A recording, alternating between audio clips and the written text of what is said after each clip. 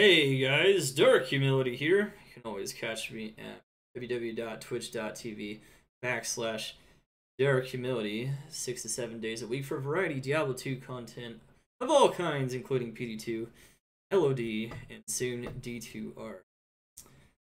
To chat and YouTube. Today we have a special guide on our hardcore live PD2 presence here. With our assassin, we have a Phoenixin. Phoenixin is a lot stronger than you'd probably think. LOD, it's definitely not super impressive, but they definitely improved it a lot in Season 2. I definitely want to make sure I at least had one solid Marshalson. So here we go. And I would say overall it's like a high A tier build. It's not going to be the fastest clearer, but it's actually really safe in some ways. And it just it destroys everything. It's super versatile. It's super powerful. So what I mean by versatile is it can pretty much clear all content, including all maps. Like there's almost no map that is bad. That being said, maps with fewer immunities in general tend to be favored, which we'll talk about at the end. And of course we have we'll go over the LOD areas first, and then we'll go over her best maps, at least in my opinion. There's definitely some room for opinion there, but because there's just so many good maps on her, because she does 3 types of damage, and even technically 4 types of damage very reliably. And of course we'll go over the stats, the skills, the gear, the mercenary, and kind of compare her just a little bit in the end. Overall, I would say in Season 2, this is definitely a build you play for fun. Normally when you make an assassin, if you want to farm most efficiently, you go the trap route, 110%, but this build has more versatility in some sense than traps, and in some sense it's safer, but in some sense it's just a lot more fun than traps, so at least in my opinion. So let's get it. And GG. Remember, you can check out this guide in my PD2 guides section of my YouTube, along with all the other guides and updates for those guides there as well. Of course, you can also check it out by typing !guides in chat. Oh, you did. All right. Very nice, Sky. Very nice. Did you was that the second fight, or was that the 8th fight? So which one was that? Which fight was that, Sky? So yeah, we actually did second fight. Okay, thank you. Did you see how much? Or do you want me to see it for myself? Alright, so the first area. Okay, wait, that's as low as I got? Really? I thought I got lower than that. Okay. Maybe the fight, yeah, we got finished doing a ton of declones, which we'll also put on YouTube, but yeah. Anyway, the first strong area, I would say this area is even strong without Infinity for a Phoenixin. The pit doesn't have very high HP, so if you have an early game Phoenixin and you just want to farm, this is definitely the area I would choose for sure. The pit, easy to find. Oh wow. Okay, let's do it. So overall, you just want a bow on this character. Burst of speed is going to be essential to increasing your attack speed. If you have more attack speed on your gear, I'd recommend maybe using Fade if you want to play it a bit safer or your gear is not as good. We'll talk about that when we get into the skills though. And then of course we have Dragonflight for mobility. We also have Enigma for mobility. So we have 2 ways to move around. Overall, it's a pretty mobile build the way I'm playing it, but there's definitely a lot of different gear that you can use on her that's actually really strong.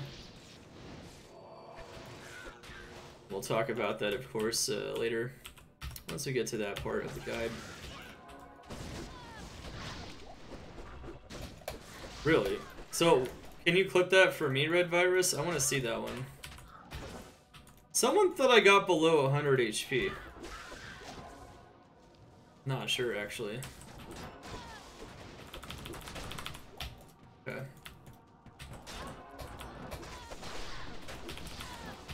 I don't know. I thought I got lowest in that second fight.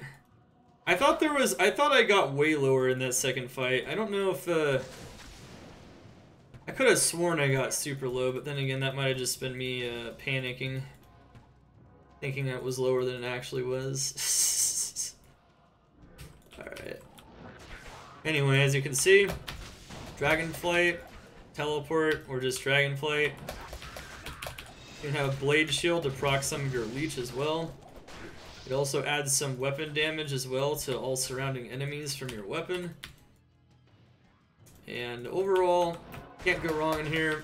You can destroy everything in the pit, even without Infinity. Infinity not required whatsoever. Heck, you don't even need much at all. Honestly, a random-ass Bartux is probably all you'd really need to really destroy the pit. She's great in here for sure. Now, she can destroy cows, but I wouldn't say that's really her forte, so I'm actually going to avoid showing you guys that. Because she has bursts of speed, though, she actually makes a decent key farmer at the very least in those non-teleport areas, Blood Raven being for the Key of Terror. I'll show you guys that at the very least. Yeah, cows have a lot of HP, which there are some builds that are really strong overall that struggle a little bit with ultra high HP, and I would say this one's definitely.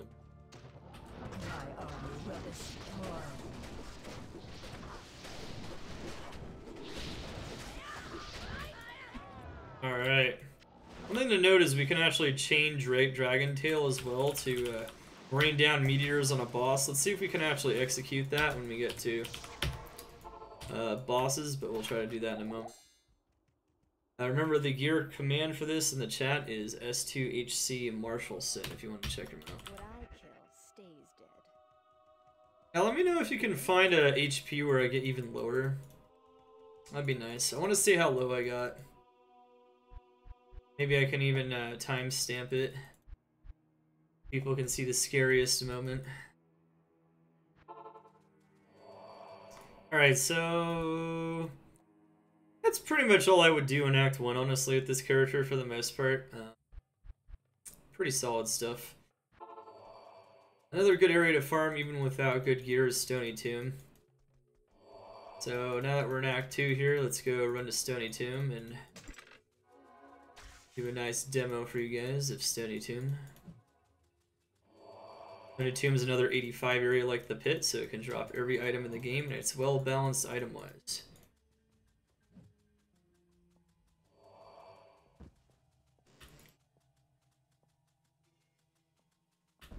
Yeah, they're looking for me. They're looking for me.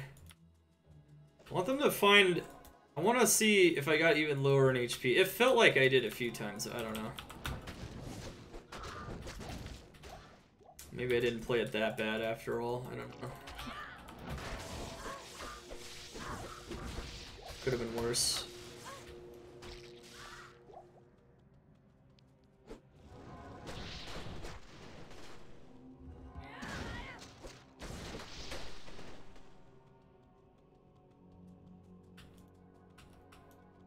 Alright, so this character is just a ton of fun. Hiya, hiya, hiya, hiya, hiya, hiya. The sounds are nice. Those are from Dragon Tail, though, so Phoenix Strike doesn't make those cool sounds, unfortunately. I mean, I'm sure Senpai could make it happen, too. Make sure to keep your buffs up. Shadow. Blade Shield. Burst of Speed, and CTA. The only thing that can be a bit tedious about this build is there's a lot of buffs that really bring it all together. Hey, what do you know? Chance Guards. I don't know if I should be slamming that right now, though. I only have one Worldstone shard on her at the moment. Yeah, just pop all the clickables, kill all the elite packs, just like in the pit. You're gonna be having a good time in Stony Tomb. But I should emphasize that even though I'm not going to do things like cows, she really can do everything. Like, especially when you gear her up, like, she can do everything. Which is why I'm also going to show off some other strong 85 areas as well on her.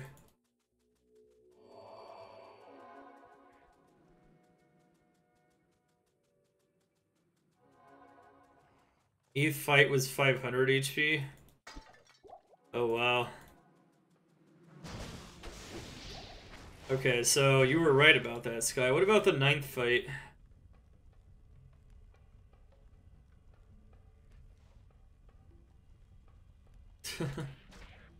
I'll have to check that out.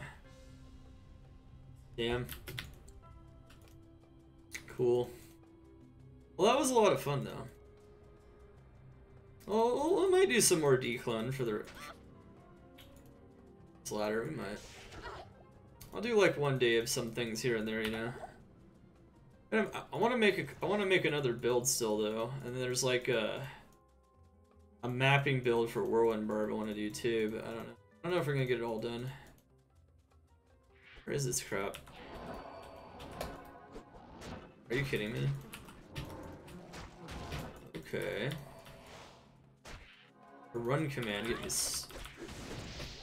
Yeah, she has no shortage of damage. Like, she does all kinds of damage. Physical, fire, cold, and lightning. So there's just a lot of damage, period. And when she chains her attacks with Phoenix Strike, well, we'll go over the skill and kind of how it functions, but there's, for each charge, you can detonate a different effect. Spamming it will just detonate all the effects in order. All I gotta do is spam it on right click for the most part. Look at that, unique ring, let's go.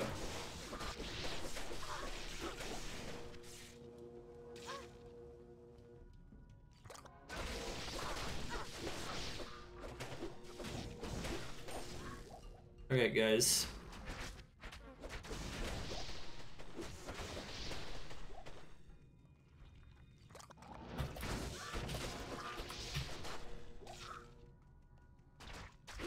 What is this unique ring, chat? Let's go! Mauled Heal. I am Mordini. Needle Ring.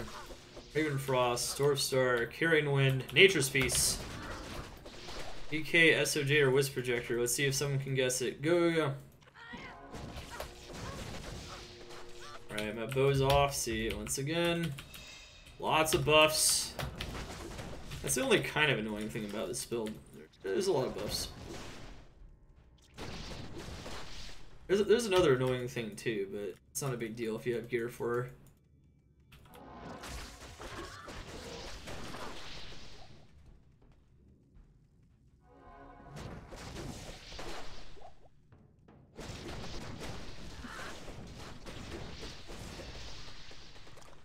Sound good. Wisp, Carrion. No one's guessing any of the easy ones, huh?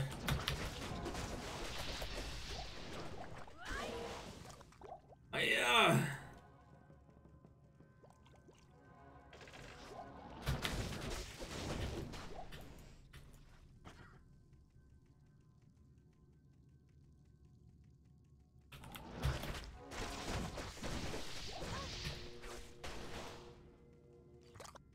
Alrighty.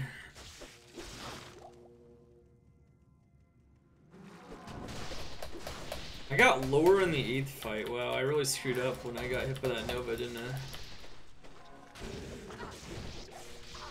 Just a little bit. Man, I remember last season, I got down to 26 HP. We verified it. Because I only had, I think it was like, what, 81 cold res? Yeah. Oof. That's another mistake I'm not making again.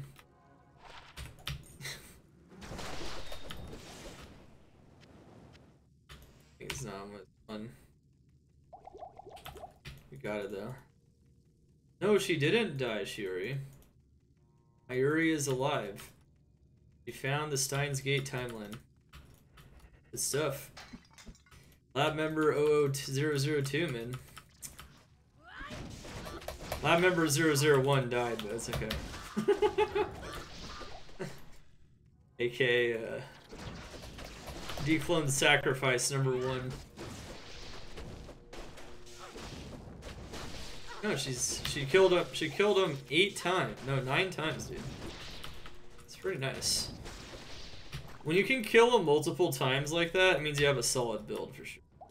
And you at least have decent execution at the very least. I don't don't know. It's kind of hard to say. I feel like it was tough.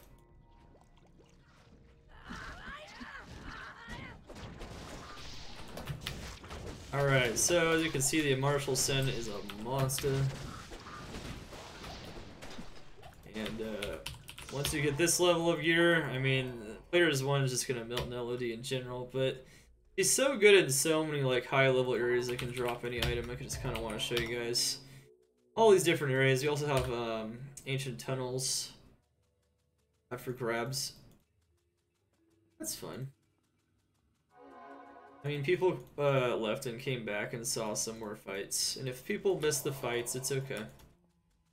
We'll do show those off tomorrow as well. I didn't die in the game, and I didn't die of a heart attack in real life. At least not from that, so that's good. I feel like I lose at least like a couple months off my lifespan every time I do that, though. The stress, man. It's actually hardcore.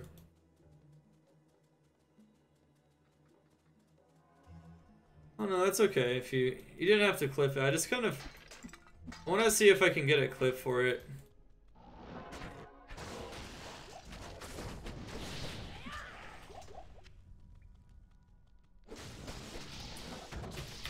Yeah, immunities, because you rotate through all 3 elements and physical damage, it's just not really possible for the monsters to survive against you in the long term. That's really the selling point. Even early game, this is a solid early game build because of that as well. And farming some of these 85 areas, like the pit especially, very good idea on this character.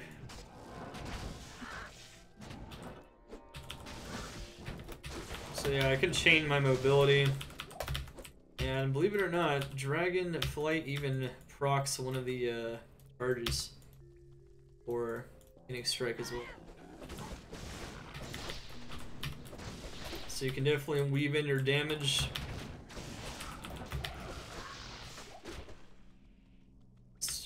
Oh, Baal. Get him. Okay. I went down to 424 life. Wow, that's pretty low. Very low. I think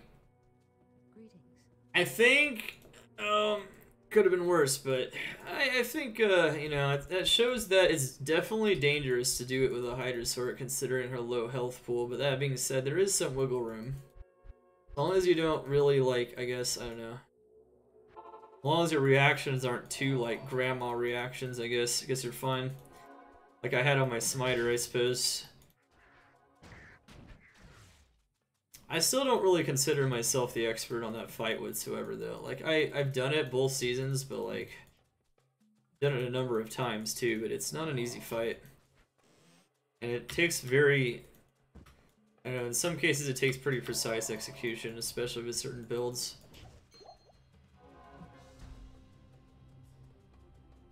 I'd recommend anyone practice it if they want to, like, really get good at it, for sure. Always use more practice. Yesterday you didn't fall asleep. I mean, did it really look like I fell asleep when I died on the smiter? Did it really look like that? Was it really that bad? Like, or is it just like I really just... I didn't think I fell asleep. I think I just thought I was fine. I don't know. I got pretty cocky thinking I was good at that health, I think. I was like, oh, I'm good. And I got wrong, I guess. I just got smoked. It's that simple. Anyway, another nice key farm. Gonna be Halls of the Dead 2 here. And of course, if you have the warp, which is over there, that's always better. What we're gonna do here is we're gonna go straight into the left. Also another non-teleport area. I can use Dragonflight though in here, which definitely makes this build appealing for running this key. Because you gotta jump over a lot of monsters in a lot of cases.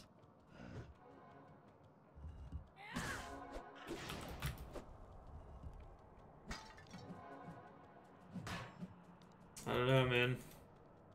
Sometimes you have a brain fart. I think that was more of a brain fart than anything. Well, key boss didn't actually spawn here this time, which is definitely something that can happen. But as you can see, though, with Dragonflight and Burst of Speed, this is actually a nice key farm. I am Mordini. There you go. Number 1. Stack some more juice. Yeah, I don't know. I felt like I either felt like I was fine or I had poor reactions, but I don't feel like that was poor reactions. I felt like I was fine at that HP, and then I just dropped like a stone basically like all at once. I just died. I don't know. It's hard to say. I wouldn't really do Arcane on this character simply because her mobility isn't as crazy as some builds. But overall, there's a lot of 85 area choices, and there's also the key farm for the hate key from Bloodwitch to Wild, when she actually chooses to spawn in there. And I would say that's pretty much it for the most part. Because council members are very resistant to a lot of elements, I wouldn't say she's the best at it, but she can definitely do it. And of course, with Burst of Speed, you can always pop clickables for those runes, charms, gems, jewels, and jewelry.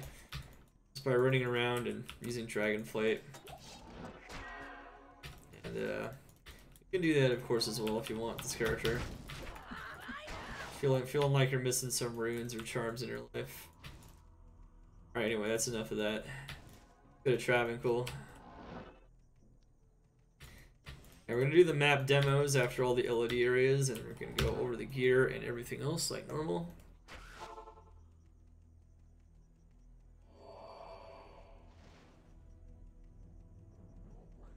Yeah.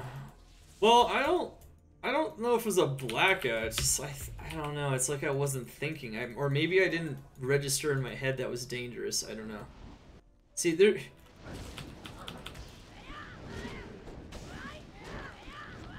All right. So as you can see, not using Dragon Talon, we were fine. So yeah, we do a ton of damage. Because we do all elements and we have Infinity even, like, they get destroyed.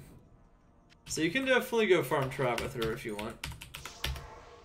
She really doesn't have many limitations, like, hardly at all.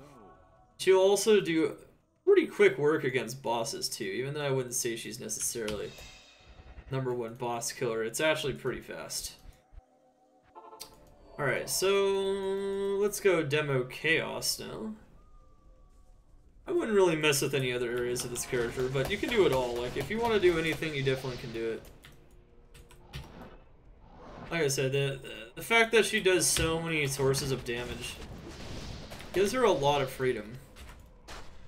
So if you feel like you get bored doing one thing over and over, like with a build that's just like really good at one map or something, which is a ton of, or you know, you're tired of doing Blood Moon because it's good on almost every build except for this one, this is going to be great for you for sure.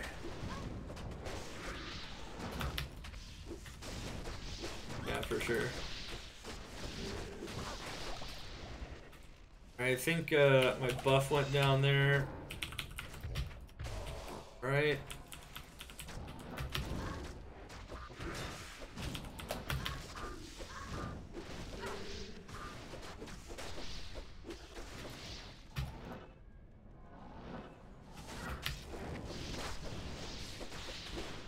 Let's go. So yeah, Chaos is another one of those areas that is definitely made easier by Infinity, but you could still do even without it. You could pretty much do any LOD area in Player's 1 without Infinity, but it's made a lot easier because there's a lot of resistance in here once again. Kind of like with Travincal. I don't know if Travincal's a great pre-Infinity farm for this character for sure. All like pre-facets basically. Some kind of heavy enemy negative light rose. So yeah, this character definitely tears it up for sure. That is a all res jewel. Not bad. I don't think anyone wants a 12 though. And of course, if you ever feel like you're running into trouble, you can always pop Cloak of Shadows. We have a lot of skills at our disposal. including Fate as well. So if you're ever in real trouble, this character has a lot of tools to prevent death. Since we're playing on hardcore, that's pretty important stuff. Not dying! Guessing a wisp till it's wisp again. Well, we've had a wisp. Okay. You can always pop Cloak of Shadows for Decease. And you don't have to worry about his damage at all, pretty much.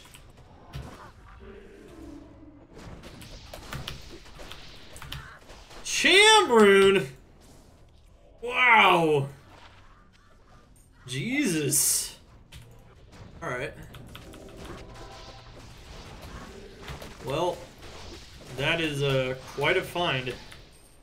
Well, you know, normally when we do these character build guides on PD2, we find some pretty insane items, so there you go. There's the insane item. Cham Rune. Indeed, indeed, indeed. So I'm gonna try to chain the meteors a bit here. Let's see. There we go. Yeah. So meteors do a ton of damage against bosses in like single target.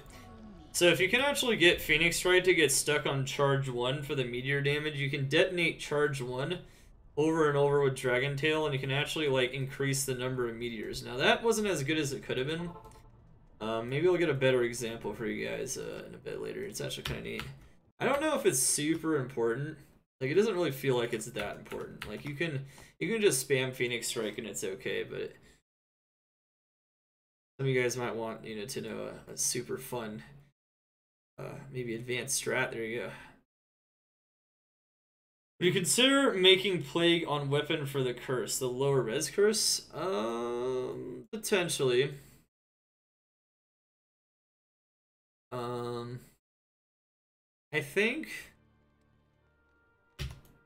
I think that wouldn't be a bad idea now.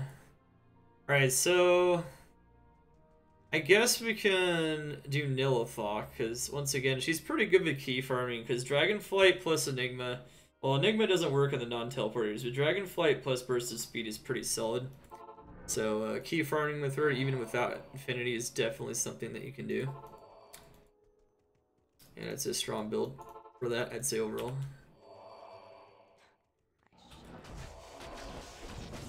So as long as you teleport with Dragonflight or whatever, like directly into the center of the monsters, Dragonflight will actually cause you to attack, which will put them in FHR lock, which is actually kind of nice.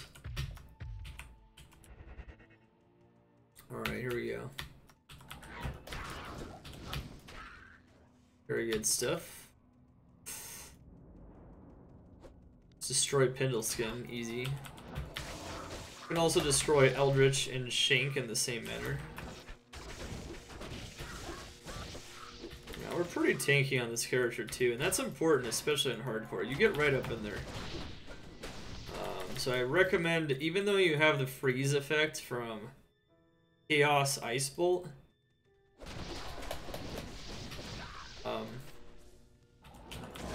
definitely pretty solid to just be tanky in general, because you're not always in that rotation. Sometimes when you jump straight into the monsters, you just die. So we'll explain that though. Of course, with the clever use of your tankiness, Cloak of Shadows, everything else.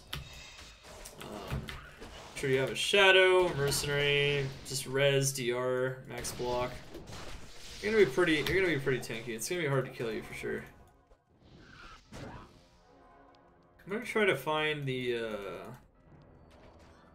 yeah, Plague would not be bad because lower res would actually increase the damage of your attacks lately. The only thing though is that I'd consider that to be a lower tier option for sure. Unless maybe you use it on yourself, because if you use Plague instead of Bartux, you won't have the opportunities to have additional sockets because it's a rune word. The actual claw itself, but you will get more damage off of just... You can get like a 5 to Phoenix Claw, for instance, but we'll talk about that when we go over options. I'd say there's 2 pretty strong options for this build in general, and we'll kind of talk about that in a second here. Okay. So, you know, if you have the Halls of Pain Warp, it's a lot easier to find it. There's 3 configurations. I find them pretty easy. Once you get the 2 paintings perpendicular to one another, you don't have one here, you only have one here. So right here is where Nihlathak is. Once you get them right at that 90-degree angle, you can see them all. Now, I know you can't teleport in Halls of Pain, but I'm actually curious why you can't teleport in here. That makes this area very dangerous, specifically for maneuvering with a teleport character. It's definitely something could be interesting. Alright, so yeah, Nihlathak, no problem, especially at this level of gear. Oh, hello. Looks like we're finding a Cham Rune and a bow skiller. So yeah, that's good stuff overall. That's really good stuff, just in general. Really good stuff.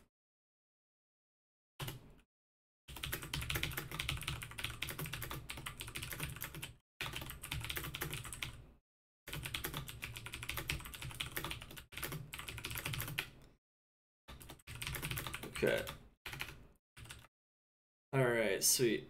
Just wrote down another, I just thought of another suggestion, actually, that I forgot about. Okay. Yeah, it's actually something I've thought about earlier. Alright, so. Besides all the key farms and Eldritch Shank and Pindleskin and all that other fun stuff, she can do everything. Like, she can even do Drifter Cavern. I think I'm just going to show off the Baal and for the last LOD area, and then we're going to move into the segment where we talk about her maps. Alright, sounds good, Red Virus. I think we're good now, right? At least for the staying safe part. I'll,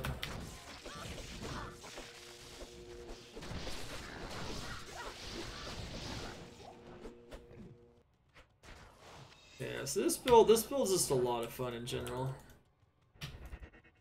Hey, what's up, Goatman? How you doing? Playing Martial Sin, doing a Martial Sin guide right now. Martial Sin is very fun on PD2, especially the Phoenix Strike version, but I'd also say Cobra Strike is also really good.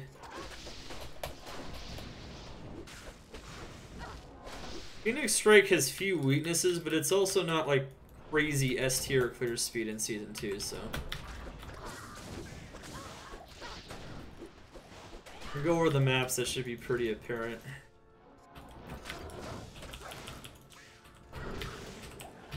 So yeah, I can move around a lot. I have a lot of mobility between Enigma and Dragonflight.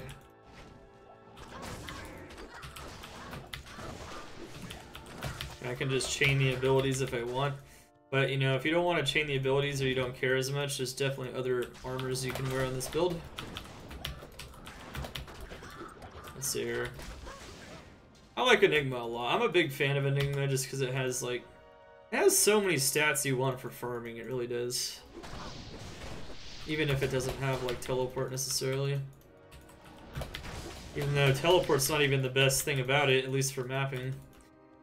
For LOD content, it would be pretty decent.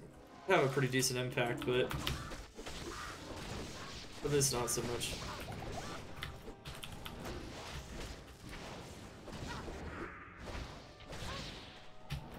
Okay. So yeah, Worldstone Keep, once again, immunities just aren't an issue, so like, Worldstone Keep, one of the issues with Worldstone Keep is there's variable spawns, but that doesn't even get in the way of the Phoenix Sin, like, whatsoever. Variable spawns? Who cares what spawns? We do all the damages, all the types, all the time.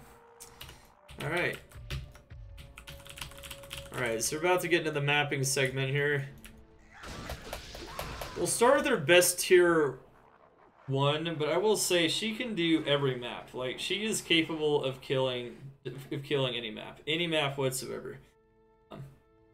I'll talk about in general kind of why I feel like certain maps are stronger on this character, but it really just comes down to the fact that there's some maps that actually don't have that many immunities at all. There's actually a lot of like blink monsters that don't have immunities, and for those you can do the maximum extent of your damage.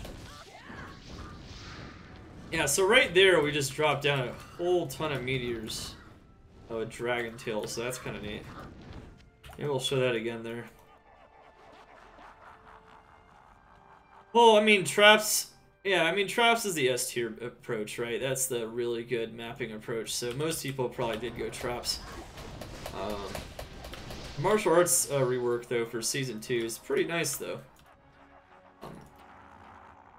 I definitely think, like, there are still improvements that could be made to the martial arts tree in general, but I think this is, like, a pretty solid start to making martial arts, like, viable and fun to a pretty large extent. There's definitely, like, mechanics that I think could be a bit more interesting, especially in regard to some of the finishers that are kind of, like, left in the dust. Alright, here we go. Alright, so yeah. So if I keep...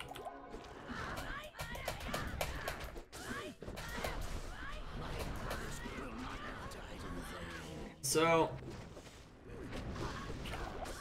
Sometimes there's just so many... Bottom, okay. So, as you can see... she's very good at killing bosses. I wouldn't say she's necessarily the fastest, but she's really fast. So Baal's no issue whatsoever. Especially if you get some chaining with Dragon Tail, but that's about it. I'd say probably the best use of a finisher right now in this mod is the Dragon Tail Meteor. That's like the best thing. And I didn't even drop all the meteors on him, I kind of messed it up. It's really hard to chain them together, like you have to time it. Be honest, I haven't mastered it, so have fun with that. Have fun. Oh my goodness. Wow, I actually did it. I actually did it this season. Let's freaking go. Look at that, chat. Look at that beautiful 37 MF chances with 264 gold find. Wow. Kind of a new question, but how do I add filters to PD2? Filters. You mean loot filters? Exclamation filter? So I made a video there, man. The second link is a video in that link, so you can watch the video if you don't know what you're doing. I actually made a video for it. It's a help video. It's a tech help video, actually. There you go. It's the only tech help video I'll probably ever make because, in general, I don't know what I'm doing myself until I tinker around with things and look it up in Google search, like probably a lot of people, to be honest. Alright, so I would consider this to be her best tier 1. I don't know if it's her best map overall. Probably not, but I'll put the map rankings in the description, of course, like I always do with all the guides. But this is a very strong tier 1. There's a lot of non-immunities in here, and in general, she makes really good use of her mobility. This is a map where mobility really counts. Having like 2 sources of teleport, being able to jump on the platforms is really good. And she definitely makes short work of the monsters in here, so let's check it out. That being said, once again, I never had any issues doing the other tier 1s as well, so make sure to keep those buffs up, man.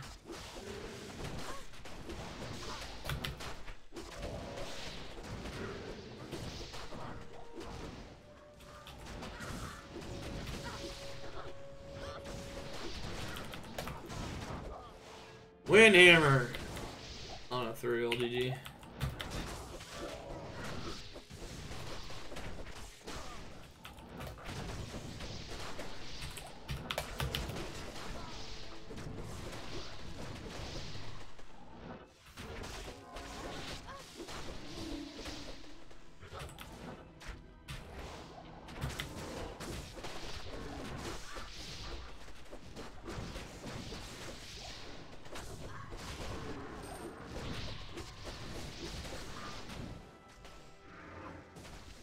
No, I know, it's fine.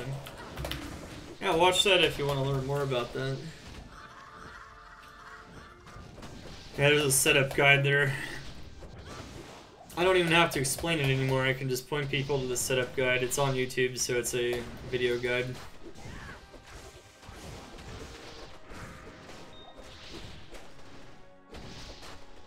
At least for Windows. I don't know anything about Mac, so...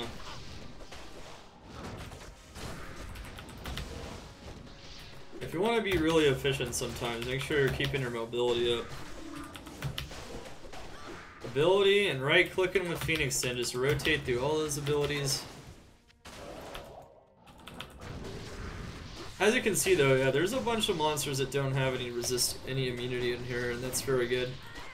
There's a lot of monsters that don't have immunities, and there's mobility is really good in here just in general. The paths are a bit more narrow, so some builds struggle in here, especially if they have to run up the steps or whatever. This build does not have that issue at all.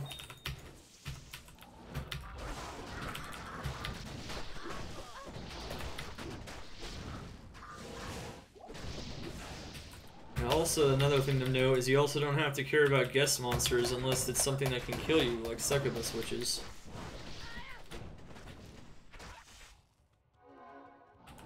Now, this map has vampire lords, but we don't care at all.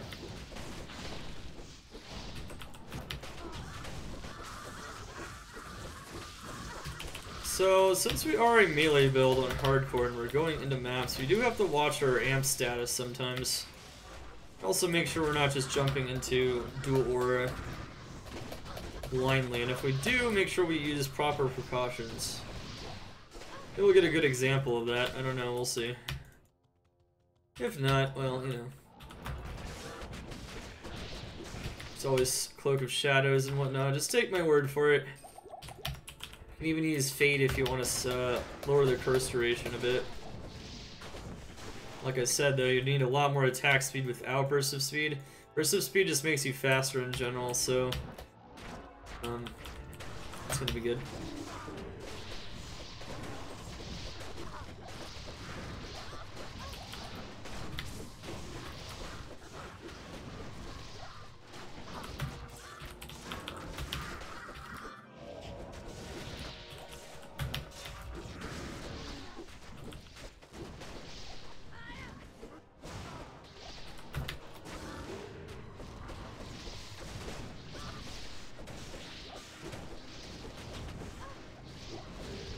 Alright, so this is a pretty dangerous boss. Let's make sure we don't get too low against her.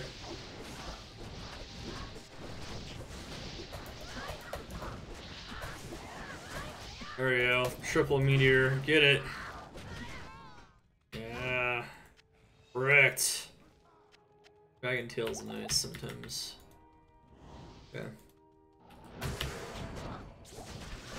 Overall, pretty easy time. Just a lot of fun, and honestly, you can make her really tanky. The freeze effect of Chaos Ice Bolt, which is the ability that kind of looks like Frozen Orb, but it's not exactly Frozen Orb. You're just in general pretty safe, even though you're at melee range. But once again, you can just get popped, so I like being pretty tanky on hardcore. Trappers are safer, you can sit back. But, you know, you would think this build would be more dangerous, but when you start playing it, it's not that bad. There's definitely some danger level associated with any kind of melee build in a map, but...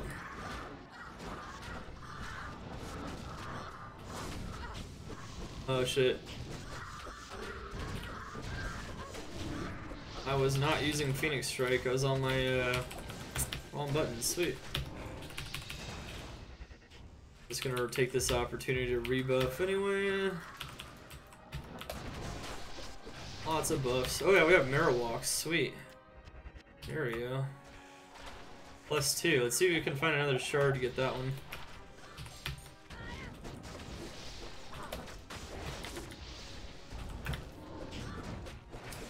So one thing to note here Well, we actually don't have the right build statistics for this character up right now. Oh, okay. Yeah, this is level 46 Phoenix Strike.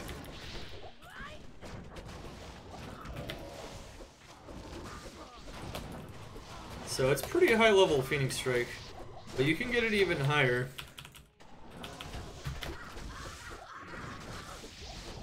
Like with most of my builds, I like to balance, you know, MF, damage, and survivability. A nice Cham Rune.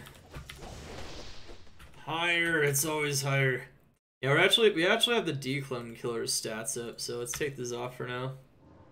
I think I'll fix it before we do the stat guide. Yeah, this is not a Hydra Sorceress. Oops. Well, that's an oops. Not necessarily good for video quality there. That is an oops. Well, it's okay.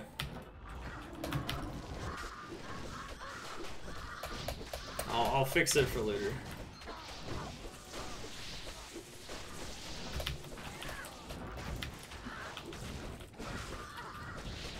It's not a big deal. It's not a big deal. Now, each of these abilities, you might notice if I pull up the character screen, has a different damage range. They're all different damages, but the higher the skill is in general, the more damage they all do. So you might notice that, you know, the cold one probably does the least amount of damage, but it's very consistent. The fire one does more damage. It's still pretty consistent. The lightning one does even more high-end damage, very high-end damage, but the damage is pretty inconsistent, though, as you might expect from lightning in general.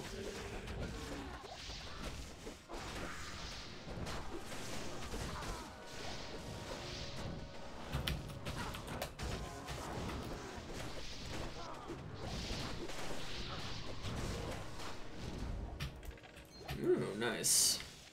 Ring. It does. So,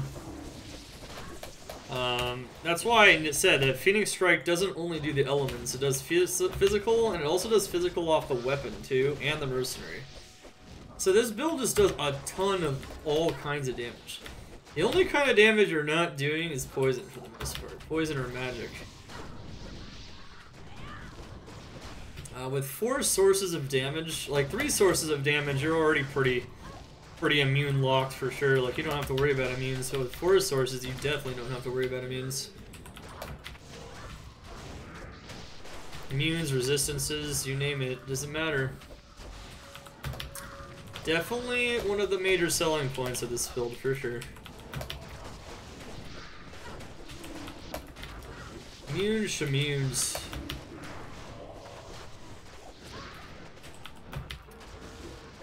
In general, she's pretty fast at mapping. Well, like I said, I'd say at most it's like high A tier clear speed. Definitely not quite reaching that S tier level clear speed, but A tier, in my opinion, is strong and balanced, so I actually think the damage on this build is really good. And I think it's actually a pretty balanced build in general. Maybe the cold effect is a little bit ridiculous from Chaos.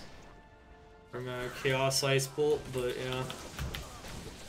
That's maybe the only thing that might be a little bit out of whack on this build. Because, like, freezing all those enemies around you, like, means you don't even have to use, like, Cloak of Shadows in a lot of cases strategically. Just jump in anyway.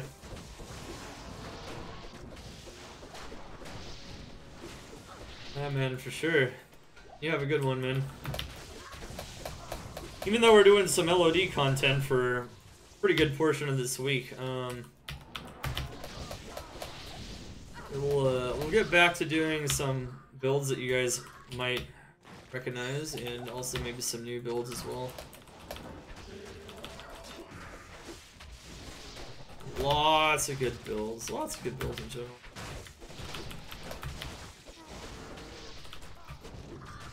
There's still a few more builds I want to do, maybe like a couple more new builds that I want to explore, and then of course we'll go back to some other builds as well.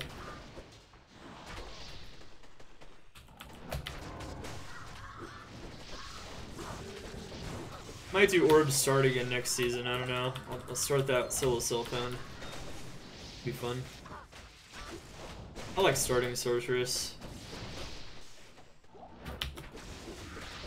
I don't have a problem with that meta whatsoever.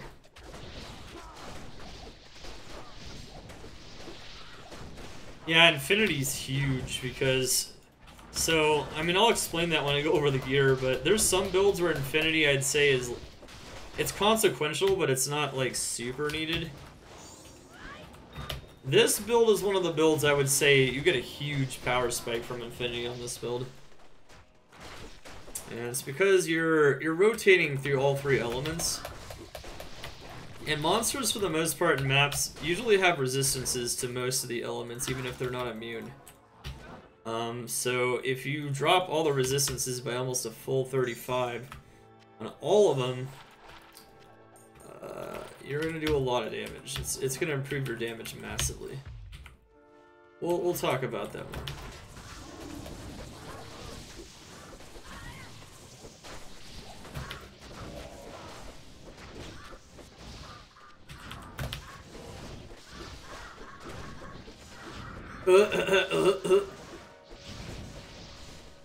One thing I kind of want to do on this character is, I do want to try a Fist of Fire version, but I don't know. I'm not going to make a guide for it, I just want to try it.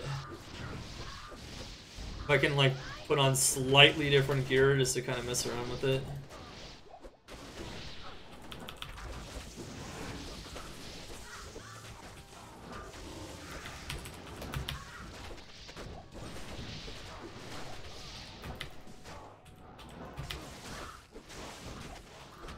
Yeah, mobility is really good, for sure.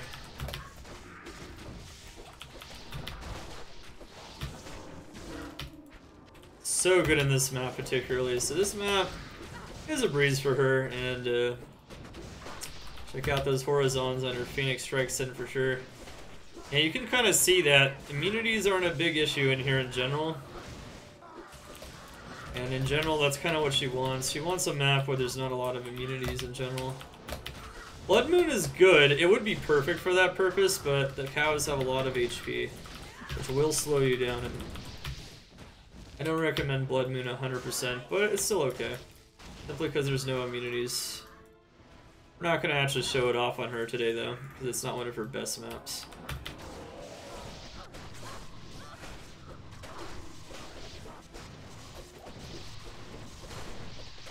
Yeah, it's pretty solid, though. This is S2HC Phoenix Sin, actually. Did I say Martial Sin? It's Phoenix Sin. Yeah, I made the clip Phoenix Sin, actually, because specifically it's Phoenix Strike. There are a lot of other Martial Sins, potentially. Like, you could specialize in Laws of Thunder if you want. No reason why you can't. Just like get a ton of negative light res on your gear and go for it. Alright, I think our burst of speed ran out, so did the other one. Alright, so yeah, that map is not a problem at all, so it's definitely, I'd say it's her best tier 1. That being said though, she also doesn't really have an issue with any of the tier 1s, or really many of the maps period, because that's just how versatile she is. She's more versatile than the Lights work with Static Field and Infinity. She's more versatile than a lot of builds, even a lot of physical damage builds that don't meet a lot of resistance in maps in general. She just has so many types of damage. The maps really don't resist her at all. Alright, here we go. Let's slam this here and see what happened. And, oh, hello. Dang, if I was a Summon Necro, I would love that Corruption to death. Very nice. 20 Magic Find on a 2 Skelly Marowaks. It's a solid Corruption. I can't have nothing bad to say about that one. Alright. Next up, I think I'm going to do maybe her second best tier 2. I'll try to rank order them, but, you know, like I said, take it with a grain of salt, because this character, unlike a lot of the other characters, map rankings aren't quite as important Even though there is definitely a system to it. Like I said, lack of immunities in general, lower HP pools, maps that make better use of mobility instead of being super wide open potentially. Pad type maps tend to be a bit better. But of course, in general, she's very strong. I would say her second best. Well, actually, no. You know what? Technically, this is just her best tier 2. You know, it's not. We're not gonna do a second best tier 2. We're gonna just do a best tier 2. Torajan has a lot of monsters that don't have immunities once again, so that's really good for this character. Because that means with Infinity, we're dropping all the res almost to 0. That means they're very vulnerable to every single one of the rotations of Phoenix Strike. Alright. So that's really good stuff. Buff it. This map's nothing special. I'd say the last one was a bit harder in general, but it wasn't anything special. It's gonna kind of show it off.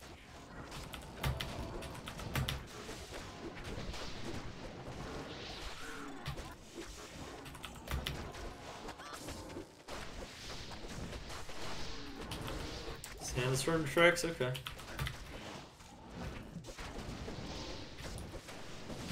Very nice, very nice. Yeah, the command is S2HC Phoenixin. If I have a mod in the chat, can you change the title for that? Screwed it up.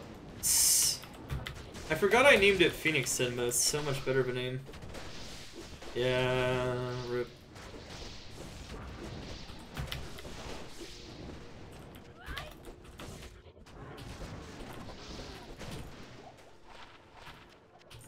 So since you're not really using kicks too much, the boots don't matter at all, but you know, it's all claws, man. This is all nail, tooth, and claw over here.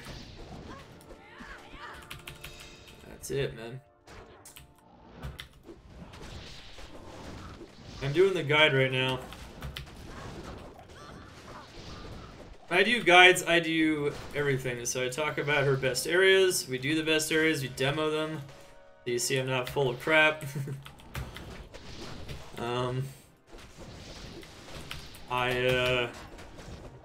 I talk about the stats, the gear, skills, and everything else at the end.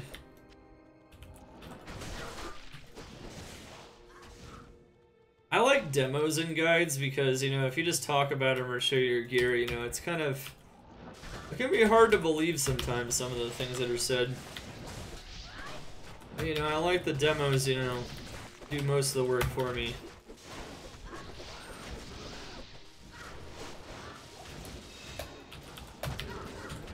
This is definitely a good case of that.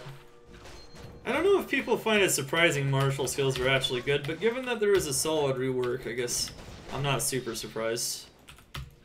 And Phoenix Strike, having the most overall AoE out of all the martial skills really has a bit of an advantage. Overstrike also has pretty good AoE though, so... It's not just about the multi-elements, but yeah, in general, it's just really solid.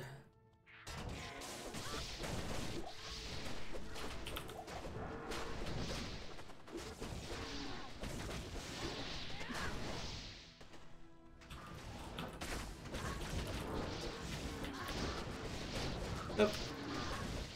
Right now we're just absolutely wrecking Torajan jungle. Another good feature about Torajan is that the only immunity we're not able to break with Infinity is the Crushers, I believe.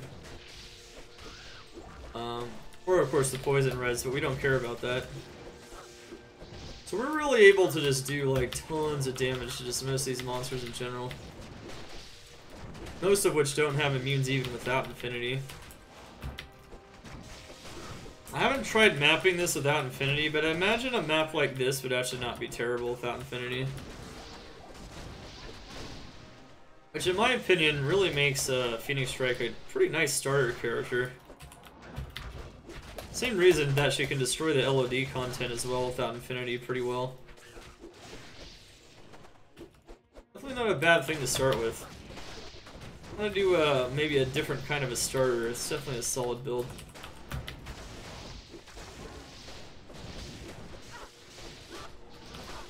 So yeah, we're just interweaving the mobility.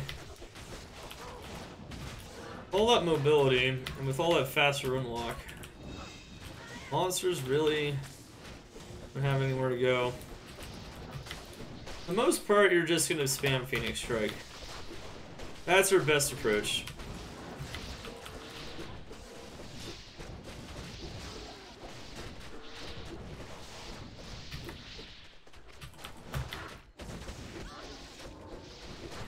Yeah, no problem.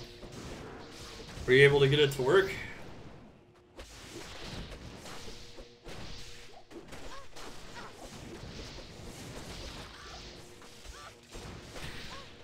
That's the key there. Okay, so it looks like there's dual aura. This is a good situation.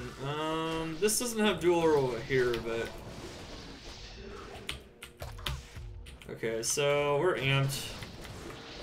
One thing to note about this build is one thing I haven't mentioned yet, but one thing you might have noticed is that we leech insanely well. With just the claw itself, we leech pretty well, but with blade shield, we leech even better when we're surrounded by monsters. This is, for the most part, if you just have some decent amount of life leech on. Oh my god. Alright, so this is a good example of when to use this! I'm glad we got an example, actually. I was kind of scared we wouldn't get one. Alright, so there you go. There's a heart attack moment. That's why we play hardcore right here. And if you don't, well, you might live a longer life. Alright, so we were amped. There was Might Aura stacked on top of Fanaticism Aura Will Rats. Very dangerous. We'll go over the stats later, but I have 44 DR without amp, so when I'm not amped. So I'm pretty tanky. The fact they're able to do that much damage to me really shows how strong that is. That is a situation where freezing them is often not enough, and if you jump into them, it can be very dangerous. So you're going to want to do, unlike what I kind of did, is identify that situation a bit faster. And you're going to want to use Cloak of Shadows. If you use Cloak of Shadows, and then use it every every 5 seconds or so, you'll keep the quill rats off of you. Quill rats are a very dangerous monster type, so getting all those auras doesn't surprise me they were able to do that much damage. I don't even think they had extra strong or anything either, so just imagine you get like extra strong or multi-shot thrown in the mix. It can be very deadly. So even though this build's pretty safe in a lot of situations, you have to watch things like that, 100%. I was just talking about that in the last map, so I'm glad we got a good example there. That's what I was hoping for. I could always want an example though. I was hoping for that example. I was hoping for an amp might fanaticism example. Or maybe it's best to use Cloak of Shadows. Just have a hotkey for it and just pop it.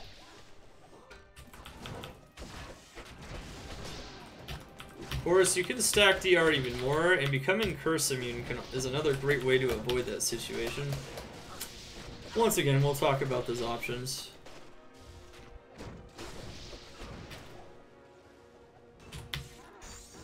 There's definitely great ways to avoid that situation, so I wouldn't say we avoided it the best there. We actually ended up taking a lot of damage.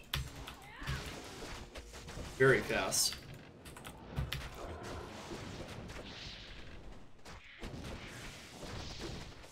So random ass quill rats were able to do like 700 per hit against us. That's... Woo!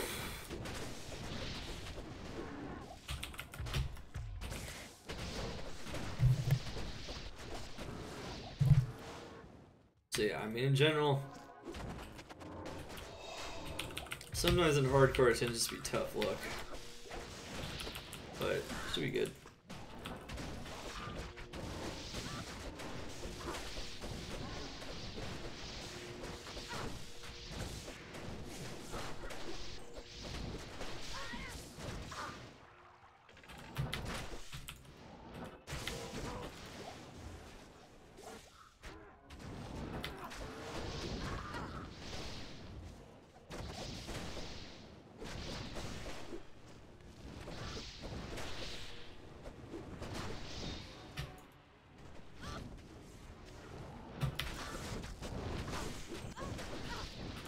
So yeah, in general, one thing to note is we have 460 magic find in this map. We'll talk about her stats at the end again, of course, but she actually can stack a lot of magic find. Heck, I could have even stacked more magic find if I wanted to sacrifice some damage. It's another great reason why, as a starter, it makes a lot of sense. If I rip my sorceress next season to a crash bug or anything similar, heck, I might just start Martial Sin, honestly. That could be fun. I actually see this character as being underrated in some ways. Alright, let's see if we can... Yeah, there we go. We got some meteor chains.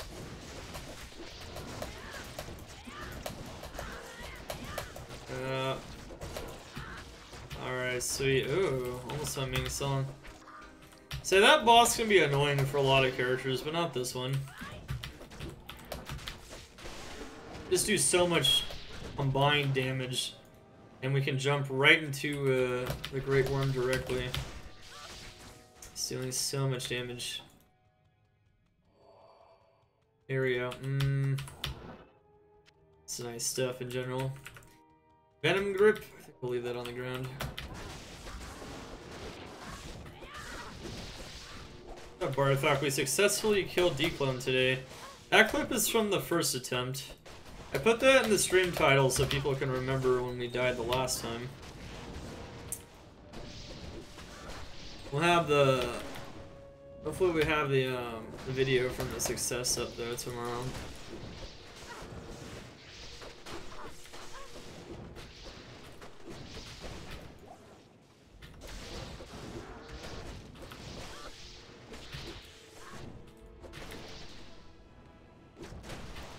You can't select it from the loot filter. Wait, what do you mean? I mean, you can't select it from the launcher? Did you put it in your local filter file? Did you save it?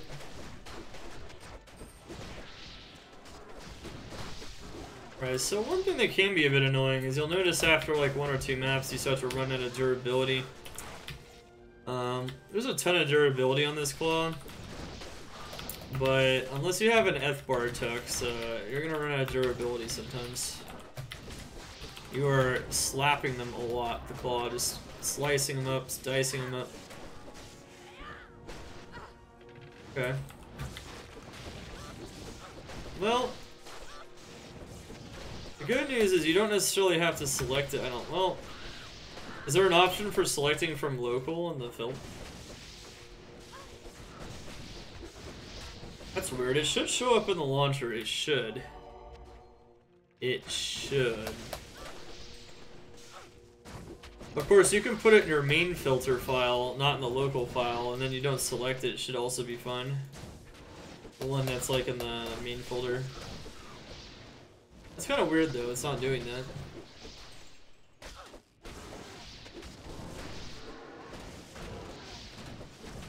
Right.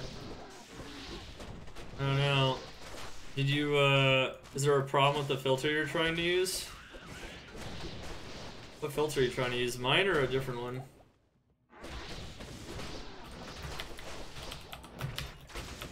I'm not playing this character as lazily. I can,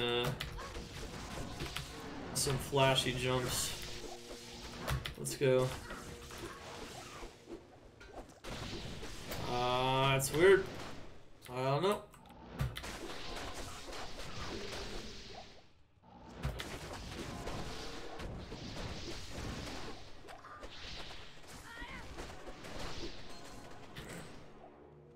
Well, I would make sure it's saved correctly and make sure it's accessible through the local file under the filters folder, in the PD2 folder, and everything's in the correct place. And if it's not, you can put it, you can edit the main filter as well. Oh, Noscoil, Thuriel. Ooh. That's actually pretty cool. I'm gonna slam it right now. Oh, wow. That sucks. That could have been kind of nice for a mercenary, actually, if it got a decent roll. Mercenary's not using an Ethnos coil. Would be a nice upgrade.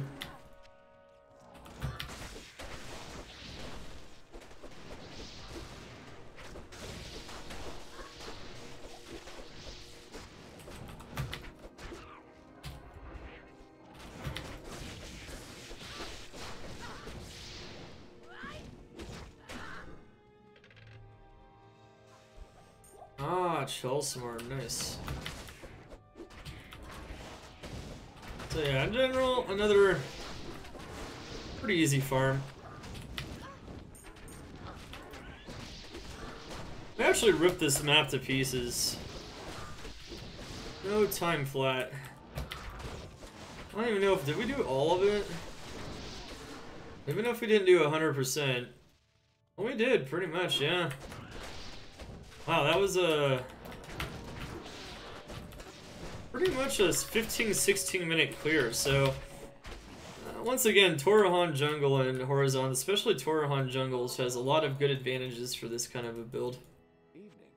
Not a lot of immunities in general, and if you put most of your facets are lightning or fire, or most of your items in general focus on negative fire and lightning runs, then you'll definitely see even better results in that particular map. Alright, here we go. We now have... yeah. I like that Cham Rune just sitting there. Menacingly. Alright, so that's another nice Horizons map. We'll put that away though. Alright, so next up are some tier 3s. So that was pretty nice. Tier 2 is pretty simple, right? As an A-tier build, she's going to clear all these things pretty fast. I would say River of Blood is... I guess River of Blood is like her second best tier 3, so we'll do that next. We'll do a kind of decent one without maximum life, just to show you how it works. In general, though, this is a strong map. I'd say the fact that there's corridors makes it nice. The damage is nice. The mobility is nice in general. And... there are a lot of immunities in there, but of course that's always going to be the case in a tier 3 for the most part. Tier 3s always have a lot of immunities, so if you want to level up quickly, River of Blood's going to be a great choice. Throne of Insanity is our best one. We'll do that one next, and that will be the last of the map demos. Throne of Insanity, I'd say, has the least immunities out of any tier 3, which is really what shines out for that one. Gonna show up pretty big. Oh, you had it named wrong? Ah. Okay. Goes to show you that even if I make a guide, there's still issues that I might not anticipate in the guide.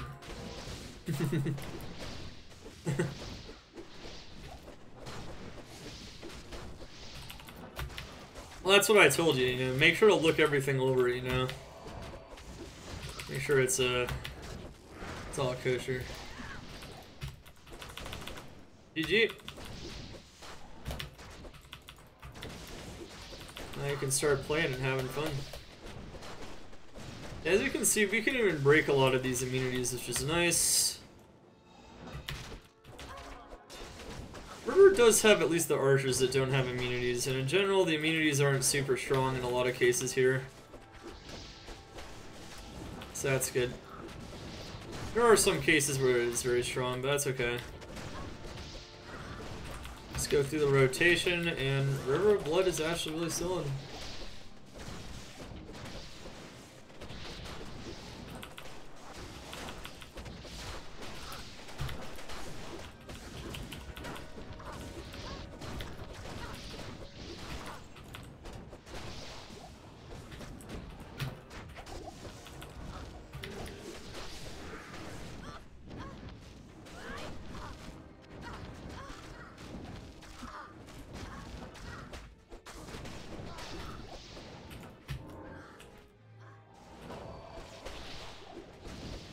Martial arts and Pepe hands. Pepe hands. So yeah, if you jump directly into the archer packs, that's what I recommend. If the auras get nasty, once again, especially with archers and quill rats, make sure to use your Cloak of Shadows. So Adoa, it's actually Phoenixin. I messed up. It's Phoenixin, which is a better name for it anyway. Alright, I don't want to backtrack too much. We'll go back there in a moment.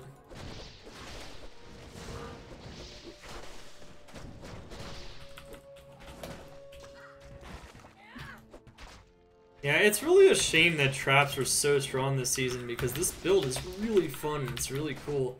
It kind of got overshadowed a bit. But it's still a super fun, strong build. It's a shame that Death Sentry just really overtook everything. Not just on the Assassin, but I think on the Assassin in particular. Like, a lot of people weren't even looking for other builds on the Assassin because traps were so strong.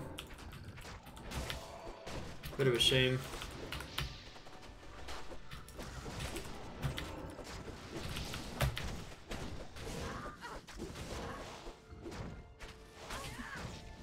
Yeah. Okay.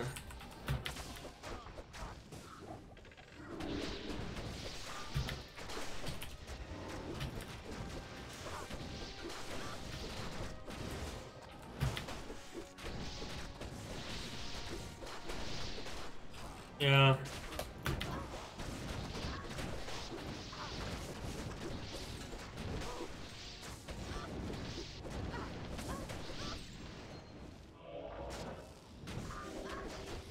Even with just one aura, I can still do that if I want.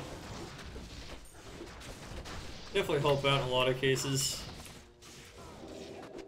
Can also help the Mercenary survive. But notice once Chaos Ice Bolt gets to the monsters, they get frozen anyway. Which definitely adds a whole other layer of safety to this character.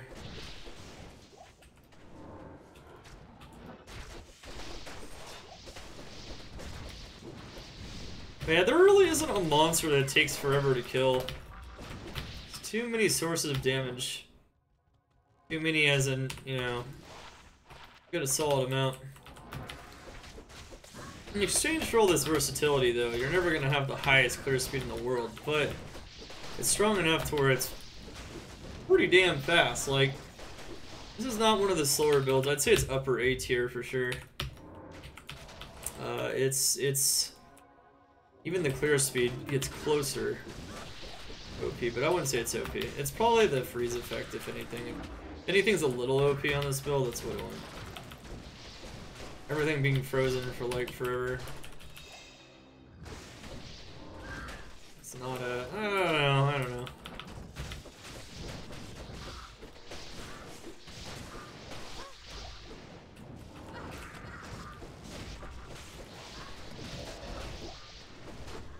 Alright, Shawl Smarm.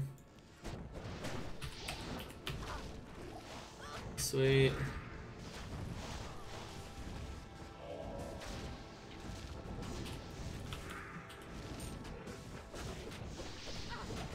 Okay, that was weird. Teleport on top of the archers.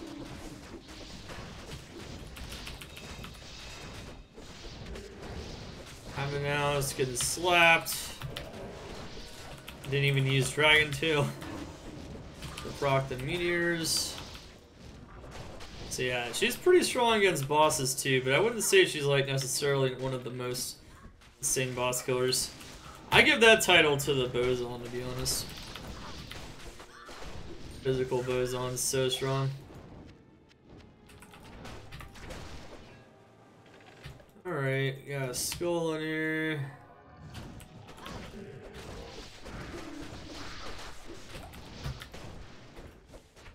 How's chat doing? Guys okay? We are reaching the end of our map demos. We'll go over the damage on this character. And I'll be honest, I'm not like the most premier expert on this particular build, but I'll go over everything that I understand about it. Which is at least maybe a decent enough to get your own Phoenixin off the road.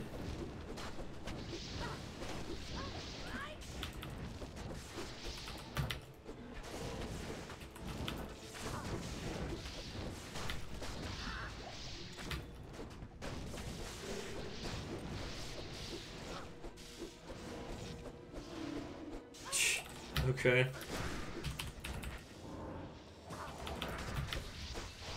It's Phoenix Sin, sorry. I screwed it up! Damn, I need a moderator to fix the stream title. Raj, where are you, man?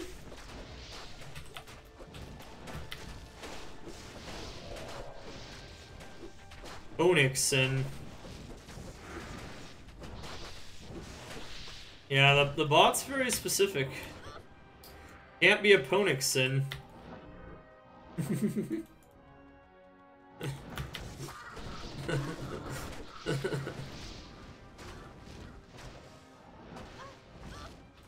Not a phonique sin either. Well, you know how it is sometimes. War Riders, sweet. So yeah, you can see our MF is pretty high. We've been finding a lot of things. Solid mapper, solid magic finder. Super versatile.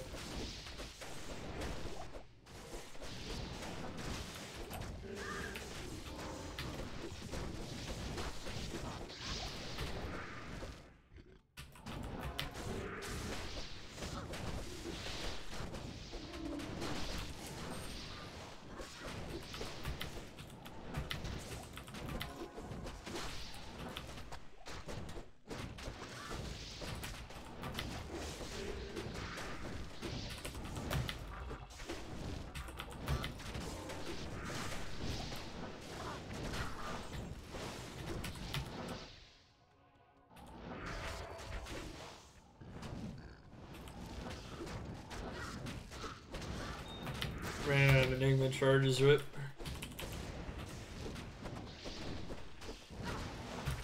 So, one benefit to being curse immune on this build is that your Crepify wouldn't affect you.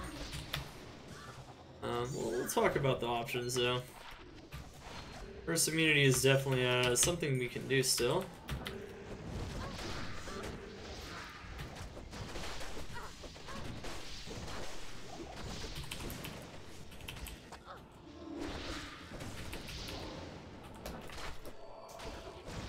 Attack speed slowdown is kind of annoying.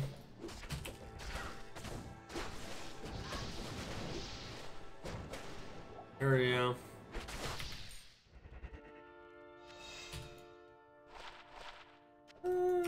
Okay. Plains. Pain res charms. I have a better Annie actually now because of the Annie's we farmed today, so that's good too.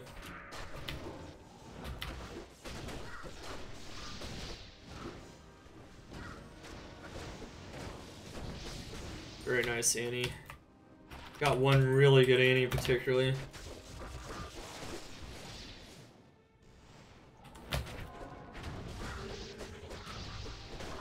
Okay.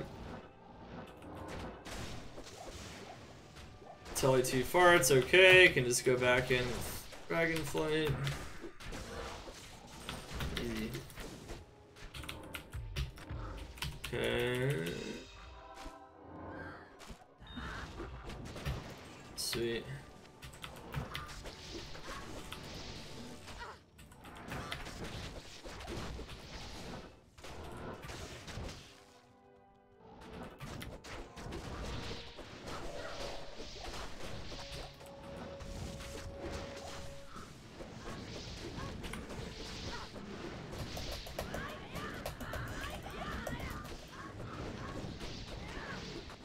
There we go.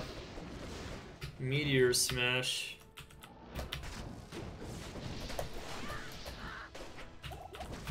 Getting that combo in is tough. I'm kind of low there. Not amped though. Should be okay.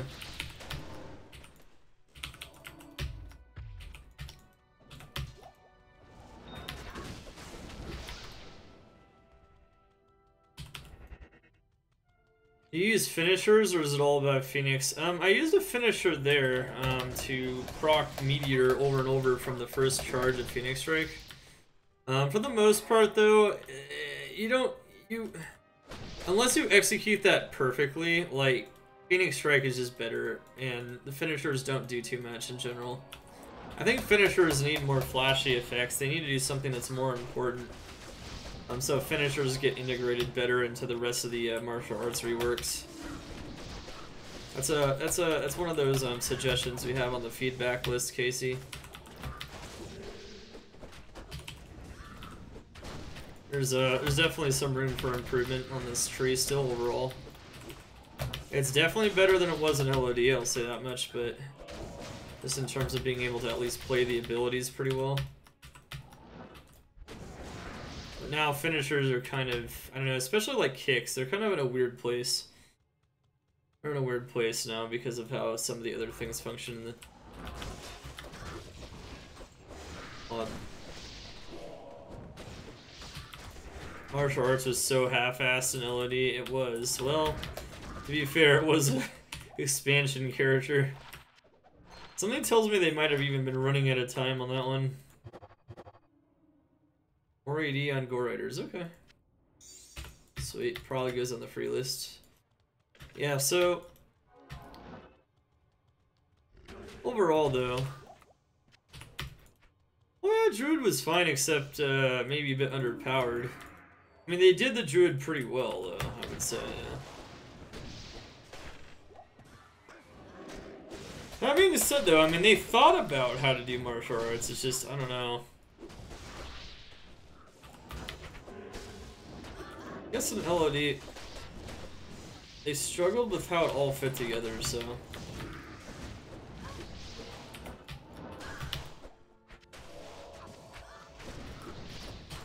and, you know, for D2R, I guess in the future, maybe they could somehow improve the martial arts tree a bit. They don't even have to go the same route as Senpai necessarily, but... you know. There's a lot of things you can do, maybe.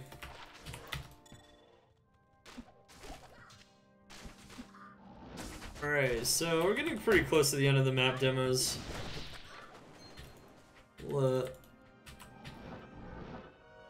slam through one more map here. We'll do Throne of Insanity. And Throne of Insanity is probably the most dangerous map she can counter, but it's also arguably her best map, simply because it's tier 3 and it has few immunities, especially immunities that can't be broken by Infinity. I would argue that Torajan might actually be her best map, but it's kind of hard to say. We'll see what I end up putting in the bottom here. I tested them a lot. I'd say this map is this map might be her 4th best map actually, like overall.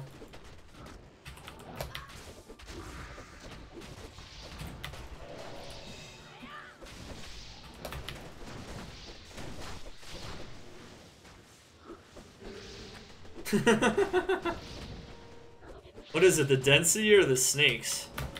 Dude, the snakes on hardcore are very dangerous. Even now, they're still very dangerous. They're still very, very dangerous, so...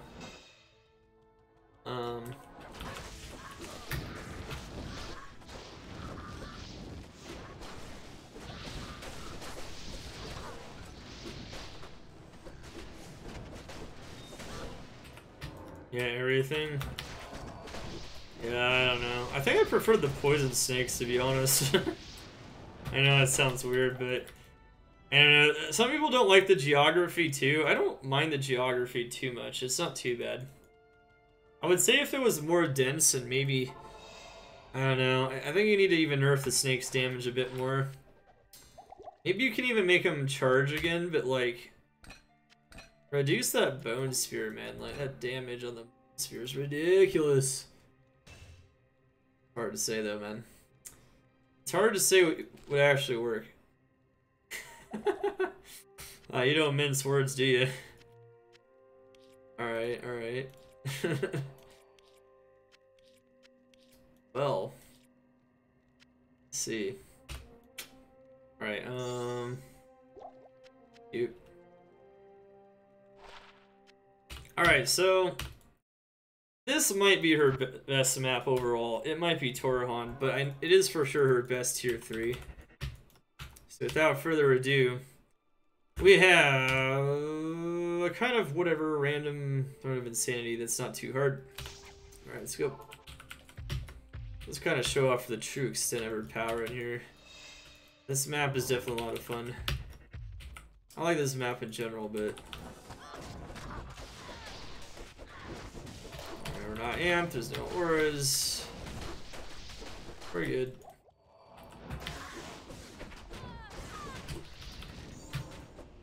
Ah, hello. Let's slam it, let's go. Ah, 2 socketed towels, remember. 65 MF. Okay. Good.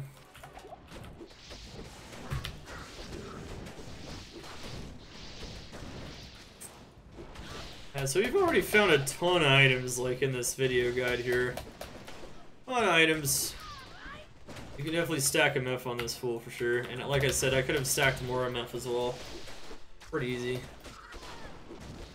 For that reason, she actually makes a pretty good candidate for that early game LOD content, as I mentioned before.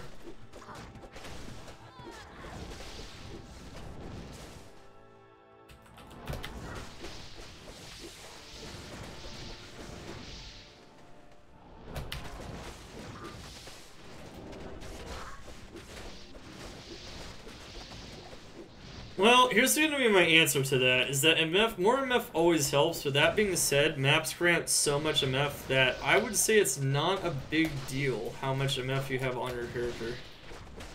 It always helps, of course, but I would also say that it's maybe not as consequential as you might think it is.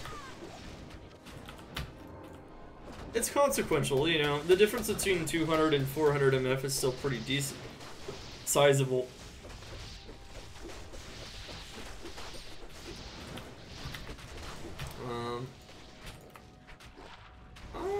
Druid Summon, you see, there we go.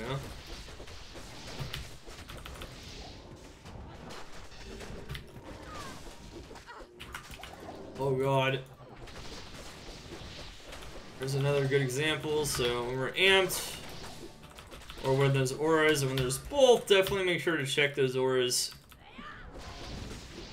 Archers are very dangerous in this map, just like in Blood, and just like the Quill Rats in Torajan, so... But one of the other reasons she's good at this map is because we do have access to Cloak of Shadows, so...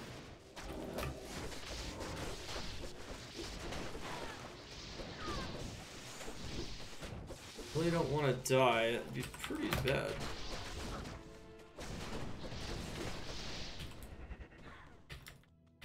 What's a good first mapper? Well, if you're not familiar with hardcore, there's a lot of options. But what I would say is that Hydrasork is really safe for a sorceress. Traps are really safe for an assassin. Summoners are very safe for just Necro and Druid. Holy Bolt's pretty safe on a Paladin, but it's not a very great skill for mapping in general. Barbarian doesn't really have anything that's too safe, but you can always go Warcry, and you can even put on a shield if you want to.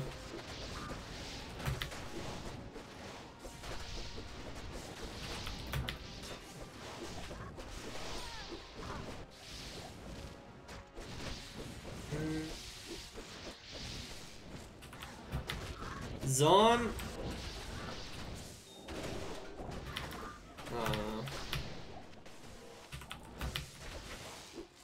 I'd say Freezing Arrow Zone is probably the safest Zon build after playing it. It's pretty damn safe. But you just have to make sure you don't get one shot because you don't have a shield.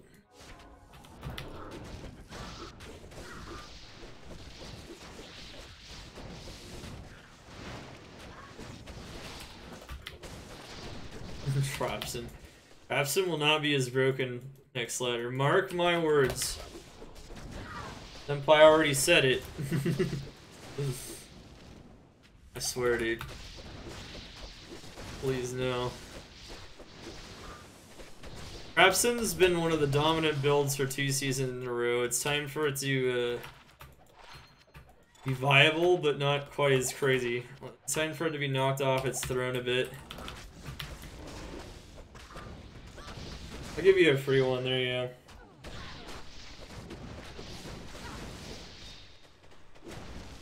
Hydra Sork is the safest Sork, though. Sork isn't safe in general, but it's safe. I played Hydra Sork, leveling up the Hydra Sork yesterday for a declone today. And it's very safe in maps. Especially if you get energy shield on. You get like 1 point energy shield, you get max block. Felt pretty safe to me. Not super high maintenance. Lots of amp, lots of curses. It's typical.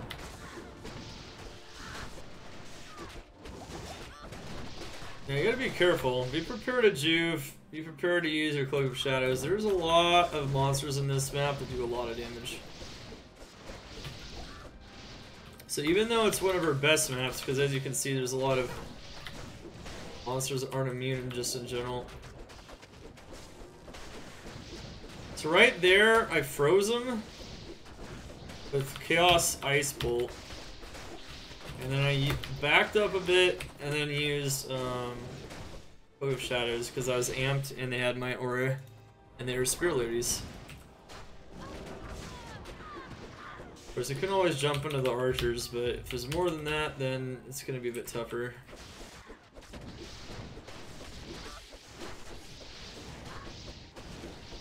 Well, I glugged the water anyway. GG.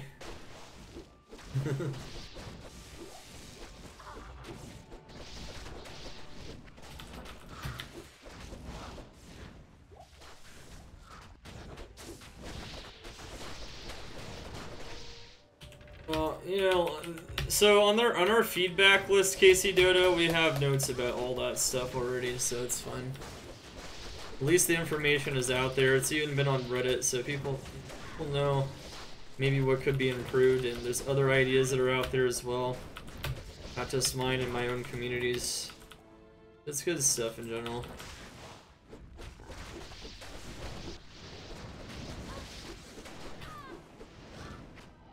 I'll continue to run that master list. If we actually get some of those changes, I can literally just take them off. If other problems are introduced, well then we can add things. For the most part, you know, this is how it is.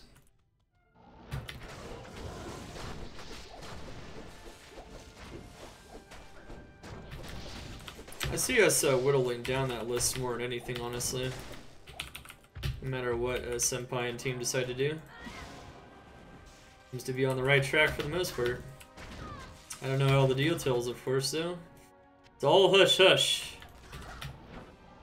Find out.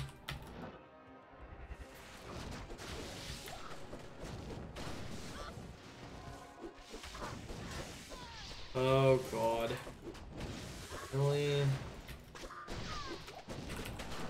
Wouldn't be a good throne of insanity without auras, though.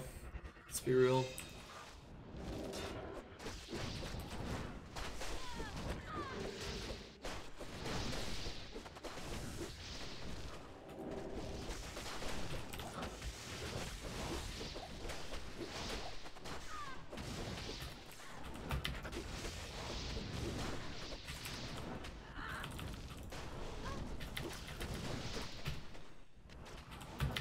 What's our favorite Season 2 build so far?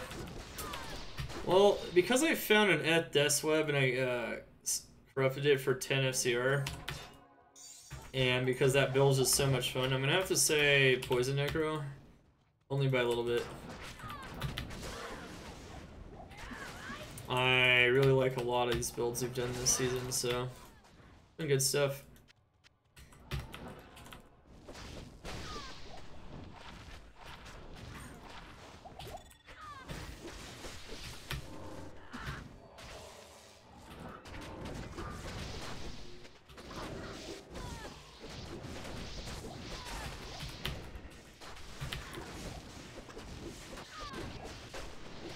Are you amped anymore? No. Okay, we're fine. Game can throw anything at me without auras and amp. Especially amp. Amp is bad. There we go. Launch some meteors on his ass.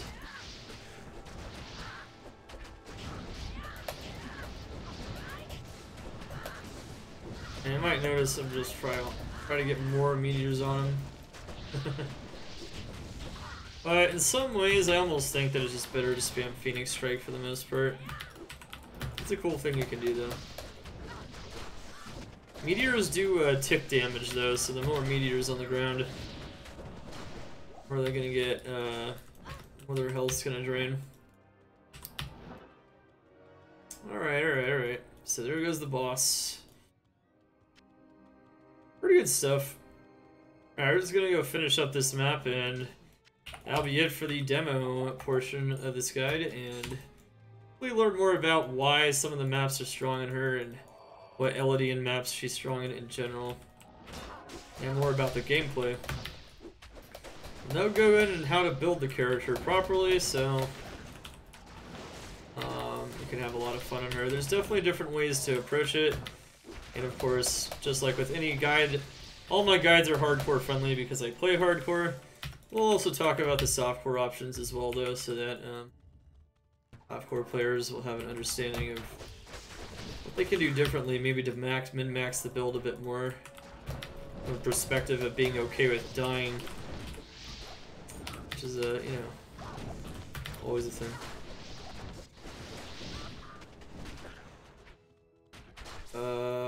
Ancestral Trial is amazing. It's just you have to have a really tanky Frost Novasaur. There's no cold immunes though. I tried Fire Druid. I have not. And I thought I was going to do Fire Druid, but I think I might actually not do Fire Druid this season. I didn't even find a God tier Ravenlore, so I don't really have much motivation to do it this season. We might leave it for next season. I did use the buffed NATO Druid though, and the buffed NATO Druid is really nice. It's another one of those overlooked builds, I feel like. Super underrated in general.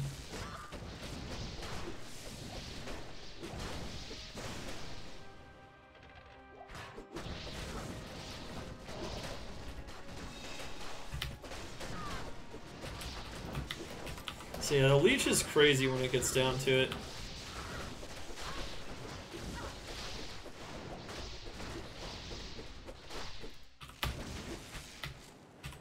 She just has no shortage of damage.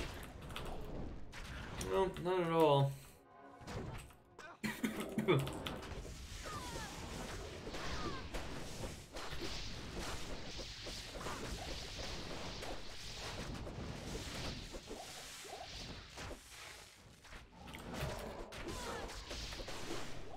Doesn't work like that. Yes, it does. Yes, it does. It works like that.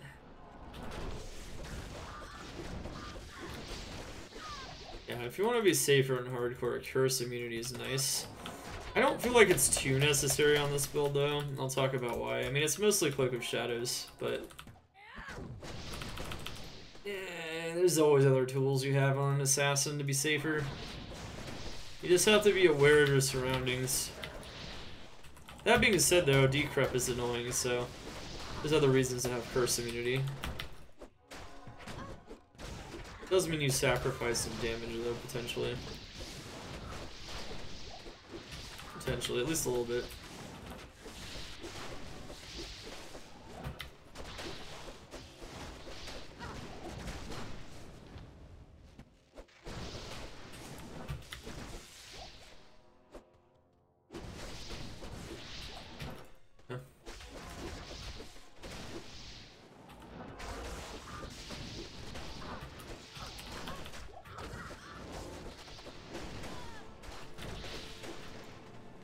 Shred the rest of the map. Let's go. See how fast we can do this map. It's looking pretty good.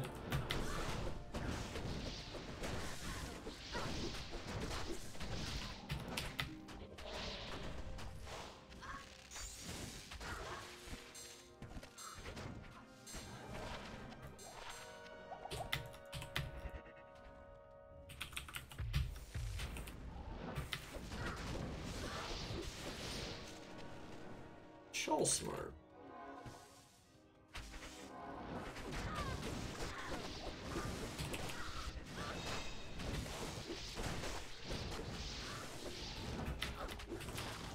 really is a pain to keep track of all your buffs being refreshed, but if you do, it's worth it.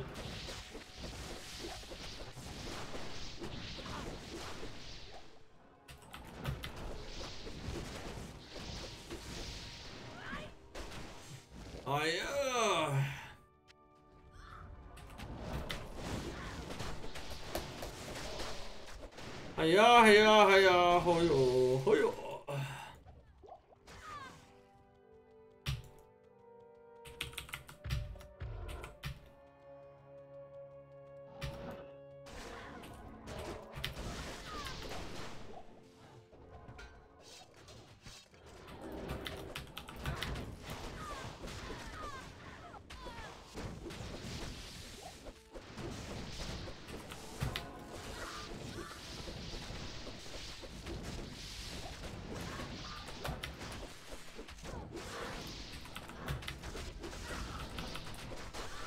Alright, so yeah, we're pretty much done with this map here in a second. Yeah, there's not much left. Already, it's maybe like right now the Poison Nova Necro I think would have finished this map already. Maybe even a couple minutes sooner in some cases. So yeah, Poison Nova Necro is crazy.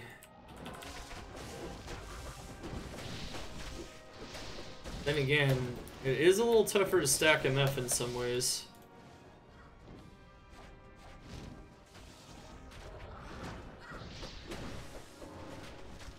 Sewers of Heragoth. Diamante, Diamante.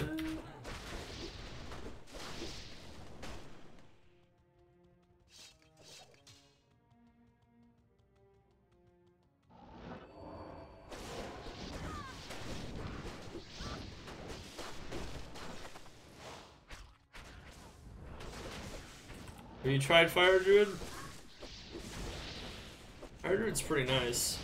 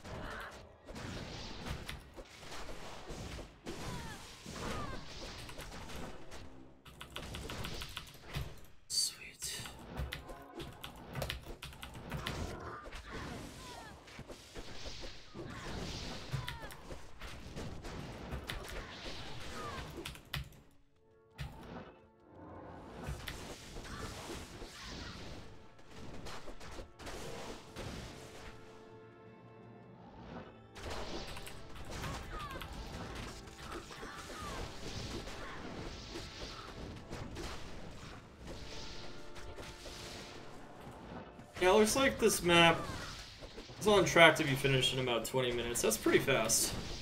But it's definitely not like insanely top sphere speed overall. Not overall, not in general.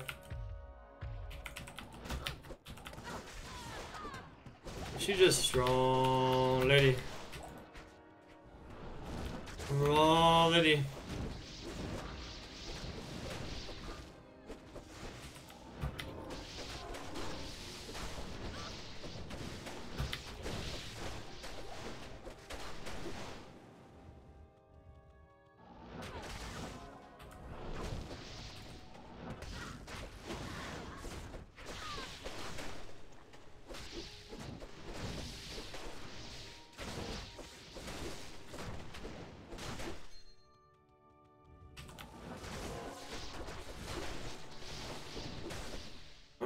Sweet. There you have it. Alright, chat and YouTube, that is it. That is it for the demo portion. I hope you guys enjoyed watching her in action. She is a monster. Be sure to repair those claws, especially if they're holding up your shield, which they most likely are if you're wearing a shield. Alright. Don't, losing all that res and that block and that DR, man, like all of a sudden because you break your claws. I actually did that once. Almost killed me a few days ago. Definitely was interesting. Alright, here we go. He's a ting for sure, yep. That's what you want her to be. I mean, martial arts sins, if you want them to thrive in hardcore, you definitely want to get pretty tanky if possible.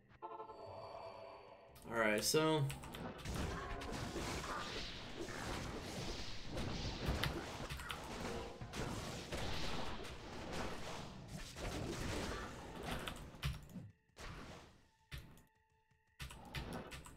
Alright, so... Let's reset the stats for her stats here. Let's get rid of the Hydrasauric stuff. Actually got quite a bit of experience today too. He's level 94, so it's kind of hard, but yeah. So I'm not gonna put the damage on there because technically there's like 3 different damage ranges, so it's pretty nitty. I'll just put a level 46 Phoenix Strike. And your it's not that high, but it's high enough. Let's see here. We got FHR, we got 75% block. And our MF is actually 304%.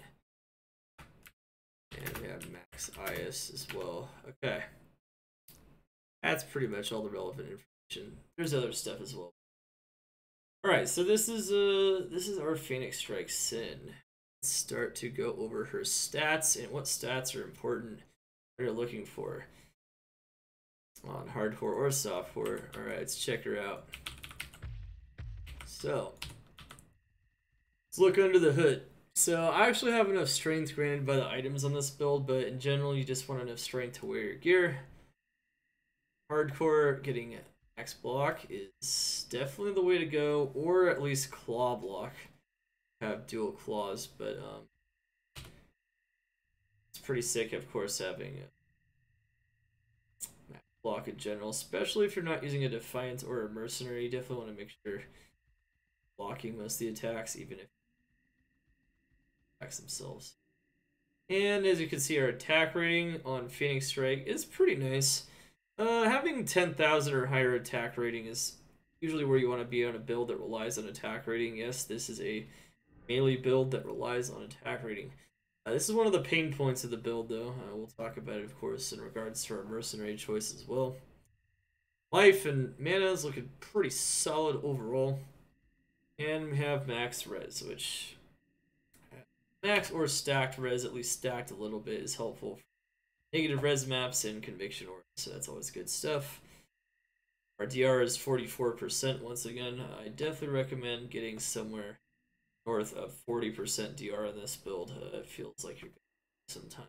Sure, if you don't, or you have a lot at the very least. Hit recovery is pretty solid. You do get hit a lot because you're in melee range, even if you do freeze the enemies. So having a decent amount of hit recovery is nice. I'd at least aim for that 48 frame, which we're currently hitting. And we have 20 base attack speed on our gear plus burst of speed. You have 2 points in a burst of speed, and you have 20 attack speed on your gear, and you're wearing greater talons or runic talons that will hit max frame. You need 2 hard points in a burst of speed plus some source of attack speed that has at least 20, and then you will hit it 100%. So greater talons and runic talons are very fast, and you can attack very fast. So you can see that without burst of speed, that is a max attacks frame. Phoenix Strike. Life Leech and Mana Leech. Very good stuff.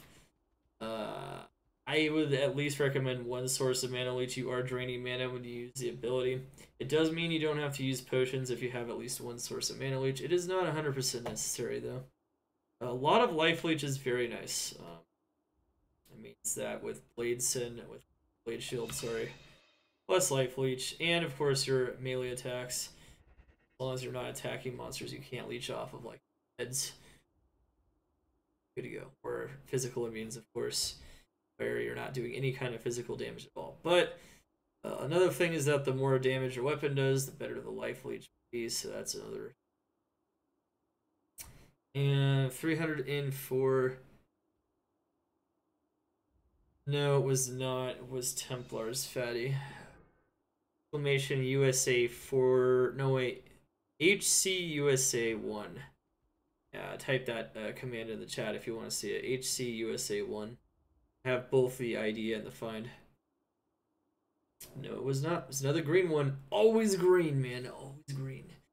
304 magic find, though, is a lot. Without a map, that's a lot. And I didn't even stack as much magic find as you can possibly get on this build.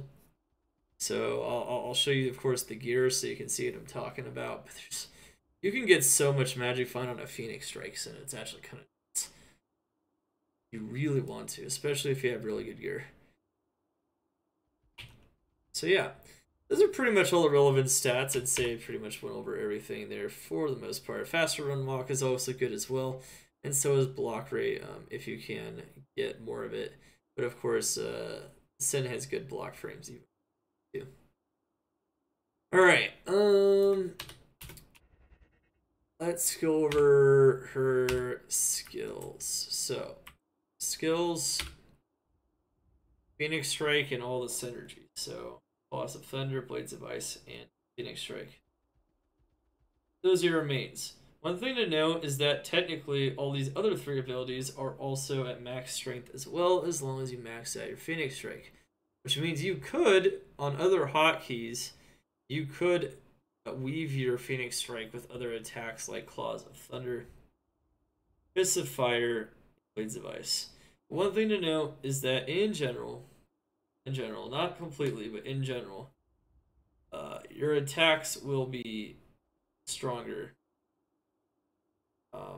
You're just hitting Phoenix Strike. There's more AoE. Sometimes some of these attacks don't even do a lot of damage.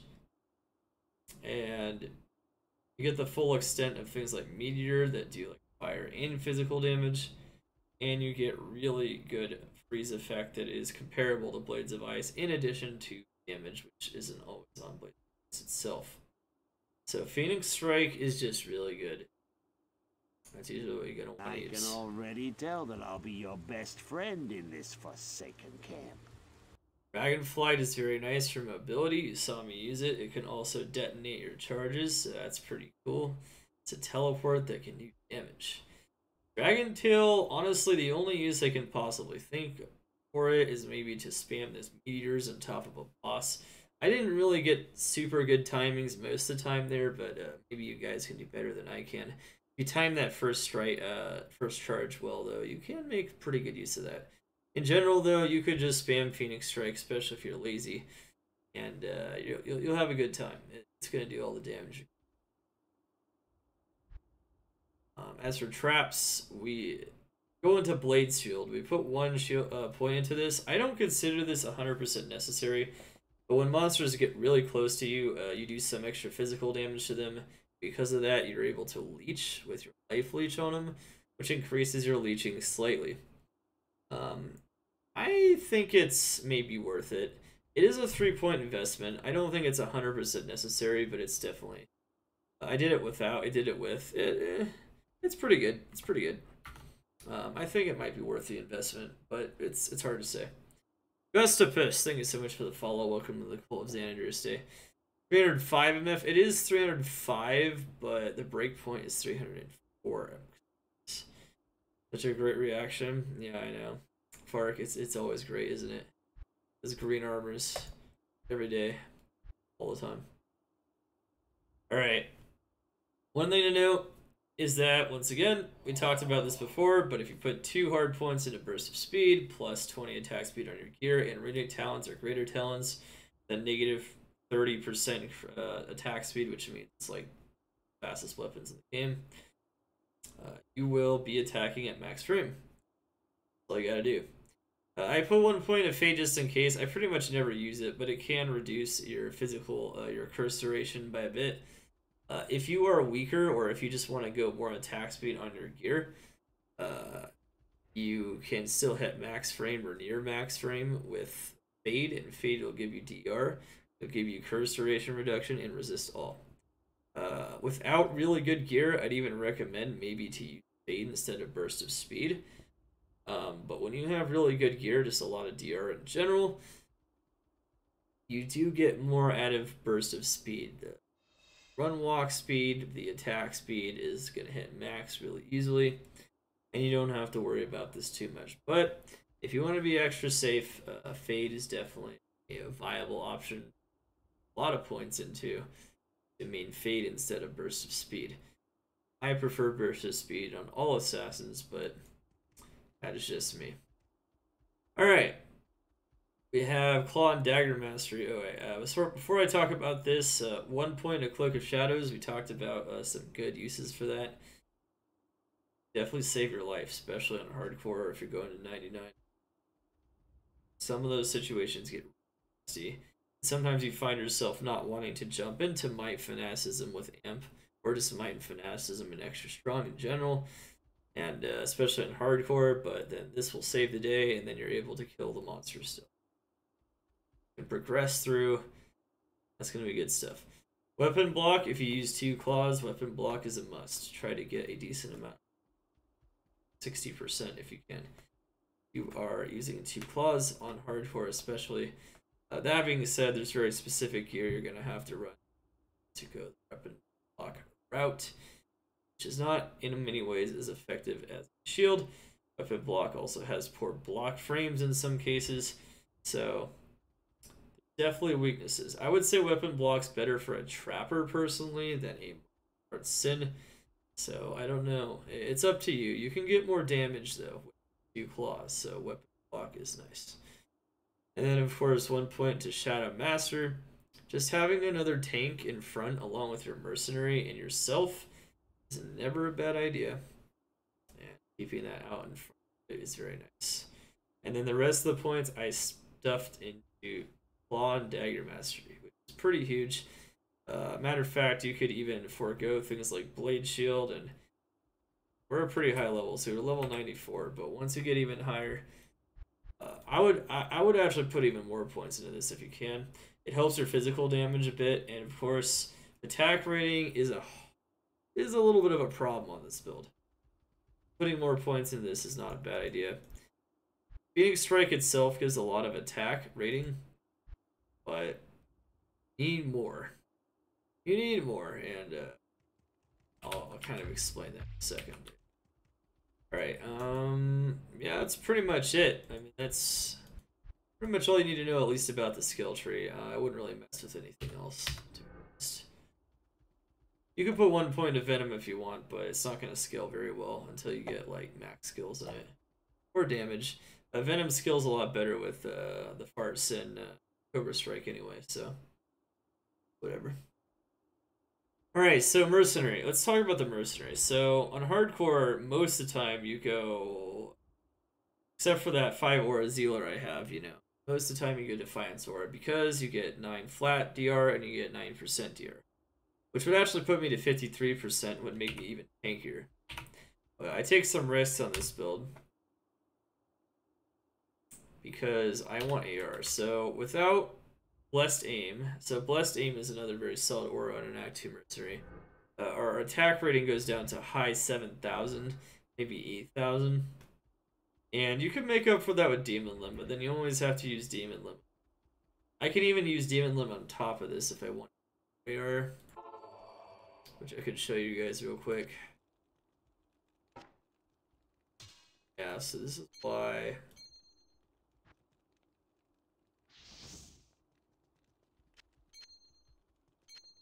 Oops, okay. Yeah, so the Bartok is giving us a lot of strength, so...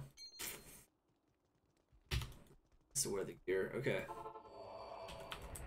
Anyway, so you can see how we have 12,000. So Demon Limb can do something, but Blessed Aim is even better. And getting a lot of AR is important because that's your life leech, that's your damage, that's your ability to proc, that's everything on this build. And it can be hard to get your AR pretty high, even with a lot of Claw Dagger Mastery and Max Phoenix Strike. The AR can be a bit of a challenge, especially when your gear isn't this good. So I'd recommend maybe even using, even if you have to, even use AR charms, use Demon Limb, use Blessed Aim. Do what you can. It's not easy to get high AR on this build. You get a lot of sources of AR. Okay, so now we established why we're using a Blessed Aim Mercenary instead of a Defiance Mercenary. We do have solid DR from the rest of our gear, thankfully, so it's definitely holding us up there. Anyway, we got Infinity. Infinity is a huge power spike for this. That being said, since we have so many sources of damage, we can still do LOD content in Players 1 even without this pretty safely and pretty smoothly.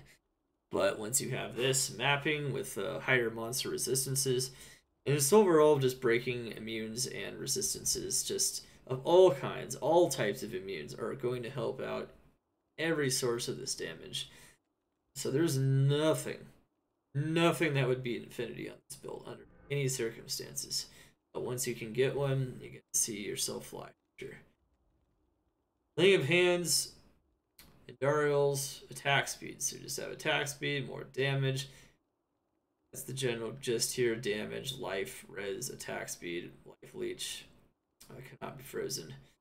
Having a strong mercenary is definitely always nice on a melee build.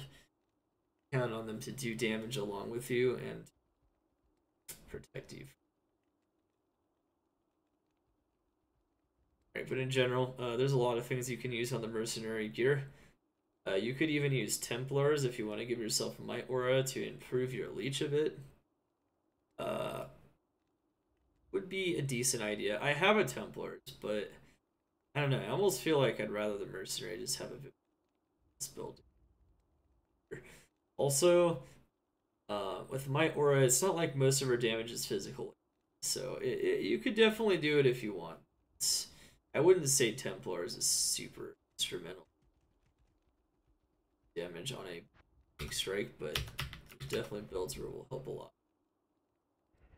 Alright, so in general, you know, that's pretty much the gist of the mercenary. Let's go into our gear, of course. So we have a three-socketed Bartux.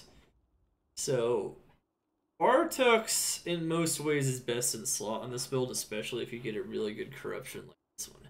I self-corrupted this, I self-found it. It's a very fortunate corrupt because you get 4 skills on it. So 4 skills is pretty huge on a weapon, of course. You also have life leech on Bartux. Bartux even gives you attack rating. The Bartux gives you pretty much everything you need. It gives you strength and dex as well, which makes you tankier. It's the reason why we have so much life on this build, because we're getting our stats taken care of by so much of our gear. And then of course the facets. So in general, the cold damage is the lowest on Phoenix Strike. Cold facets are going to have the lowest effectiveness against bosses, and in general, the fire facets will seem to have a pretty high effectiveness, and the lightning facets will have a pretty high effectiveness because of the high maximum damage on lightning. Since you don't need attack speed or anything else of that nature, you probably wouldn't put anything else into this if you had multiple sockets in one of these, except for maybe Istrunes.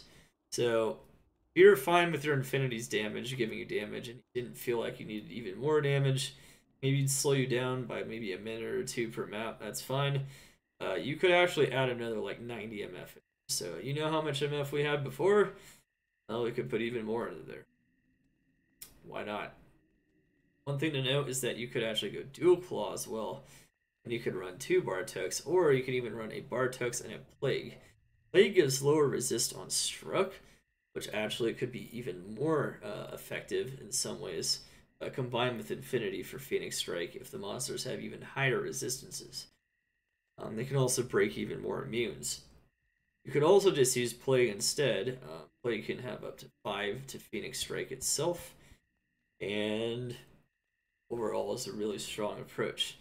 You just use a Plague once, I would only use a really solid Plague Base or Bartex on this build. Personally, there really aren't other amazing options for Phoenix Strike. But Jack of all trades for Martial Bartex with a lot of sockets or like a skill or some other good corruptions. And then another Bartex or a Plague with like 5 to Phoenix Strike is not a bad idea. Of course, the Plague, you can't put facets in it, so that's one of the weaknesses of Plague, but it's definitely an option if you haven't found something like this yet, or it's just challenging. So yeah, I mean, you can go dual claw, and of course, if you go dual claw, your damage will be higher always. It's definitely dual claw is definitely a solid option on softcore, especially. But even on hardcore, it's an option. You're just gonna need to make sure DR is solid elsewhere. One thing I don't like about dual claw, once again, on a Martial Sin build though, is that the block frames are kind of booty. So unlike Trapper, where you're not blocking all the time, you block a lot on this build. So I like the faster block rate approach of having a shield, I feel like. But, you know, each to their own. Each to their own. Get more damage as well. There's definitely some effective points. More damage, more skills means you could get like level 51 Phoenix Strike or something instead of level 46.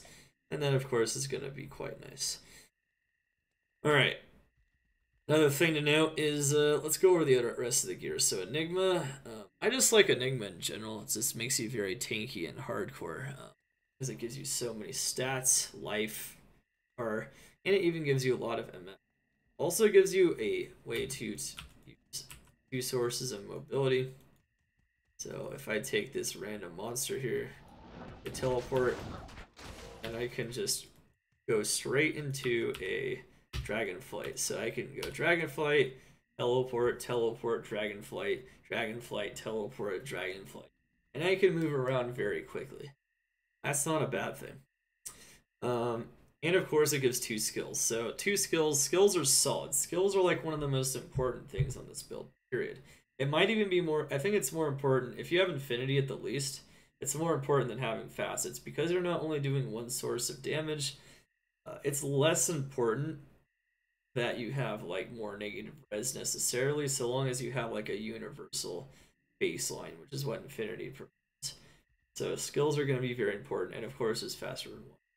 That being said, you could use Ormus Robes even. Ormus Robes gives percent to all elements of damage. And if you have an Ormus Robe, for instance, that rolls 3 sockets, and you're very fortunate on those rolls. I've never gotten a good corruption on Ormus before. I don't know why. I've corrupted tons of them. I've never seen a good corruption on them. Maybe if I ever get a good corruption on Ormus, might actually use it more often. I don't know. But anyway, yeah, Ormus is really good though. You can use Ormus. I would say Ormus would be really solid on this build because it's got the tri damage, and if you have tri facets in it on top of that, it'd be really nice. That being said, I think maybe it's a bit better on softcore than hardcore.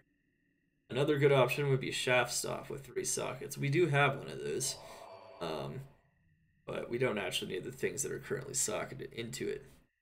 Shaft Stop would be nice if you're going 2 claws, because then you need DR somewhere. So, very solid idea. Shaft Stop, or even Leviathan, but I think Shaft Stop would be better. Really good sockets. You can put facets in there. You can put ists in there. You can put whatever you want. Or perfect topazes. You can put Buruns in it if you want even more DR, because you have no DR elsewhere. You can go ham. But yeah, there's definitely some solid options on the armor. We are currently using one that works pretty well for this setup. And yeah, that was from last time. We did not lose our character in the declone fight today. 9 successful declone kills with Annies. We gave away 2 of those Annies already. PDRN comes back. He can get his other one. Alright, anyway. So this is the helm. There's really 3 options for the helm, at least the way I see it.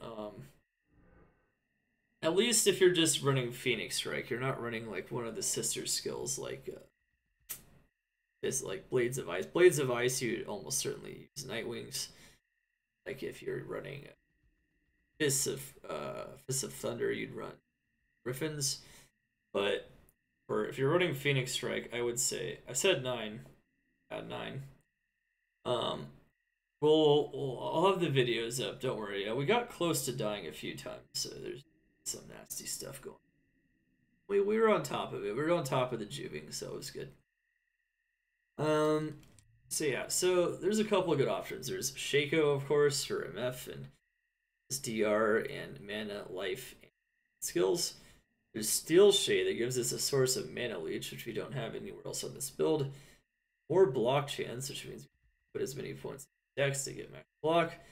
Replenish life, fire sword, everything. We have a 2-socketed one, which is pretty solid, and it has a MF, yeah, MF all res jewel. So overall, like, this is a very solid helmet. Of course, you can get a +3 on this as well. More skills, the better in some cases. Really good stuff in general. Now, one thing to note is that Heroes would also be an insanely good choice, and I think that's what a lot of people associate with using on this build. Since I have Cannot Be Frozen on my boots, though, I feel like some of the stats might be wasted on Heroes. Also, I'm not really sure I need more negative res. I feel like maybe more skills might be a greater priority, having 3 sockets in the Bartux, but it depends. You know, if you can always get more negative res and increase your damage slightly in more ways. And Kira's has tri-negative enemy res, so just like with Ormus, with damage sources, also has a lot of really solid stats. It has FHR on it as well, so Kira's would be very good for this build, of course. Just having so much negative res for all sources of damage, it's gonna be very solid. And Amulet. So Amulet, I just recommend getting as many plus skills as possible. You can even get a 4-skill one. I chose to get one with MF. I think I actually self-corrupt and found it, so that's kind of just had it sitting on a mule and waiting for this build. Very cool. What's up, Lucas? How you doing? And you could also put on like a Mars, though. I mean, you can always go tankier, right? You can stack more res if you're suffering elsewhere with res. You can just use. I'd say a 4 or 3 skill though with like or Mars would be pretty solid. Usually aren't going to need more attack speed unless you're using fades. So you know, with attack speed you might use High Lords or something. It's going to be probably pretty. Since we are using a shield on this build, I'd recommend to use a pretty heavy duty shield. Gurks, I don't think with the block rate. Well, I mean, I guess with this, the block rate's fine. So you can use Gurks as well. So yeah, you could use Gurks 100%, but I wouldn't have enough DR with it. So I'm going to use 23 DR. And also my res is short up by 72 res from the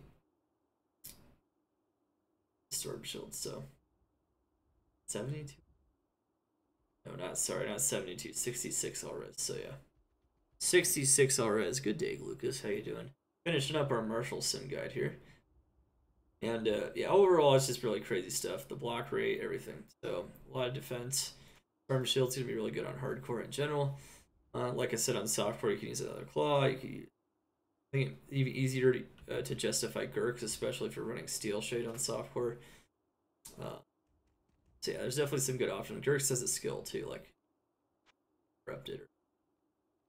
And then of course we have a Call to Arms and Lidless Wall. Always have a Call to Arms wall. Almost every build. Quite all. Alright. Well, this is our single source of attack speed that we need. You could just use a 3 Martial 20. You could get more skills there, but instead mine has some res, dex, and life leech, which is not bad. You could have another skill in there. You even get a 3 skill one without attack speed if you're willing to put a Shale in your Bartux instead. But we do need at least 20 attack speed with 2 points into burst of speed to hit the max attack frame with our upped Bartux here, our runic talons, our upgraded ones. Yeah, upgrading is nice in general. Yeah. You know, one thing I should also mention about the weapon is that having an ethereal one with Zod in it is a really good idea. It would increase your leech, and it would increase your physical damage, doing even more damage to single targets. And general, it would also prevent the breaking of the weapon situation. And even though this build doesn't do a ton of physical damage overall, it would overall be a very solid choice. So if you had to look at 3-socketed F Bartux, like 4 skills, that might be like the dream, like right there. Like you could put like Zods in it.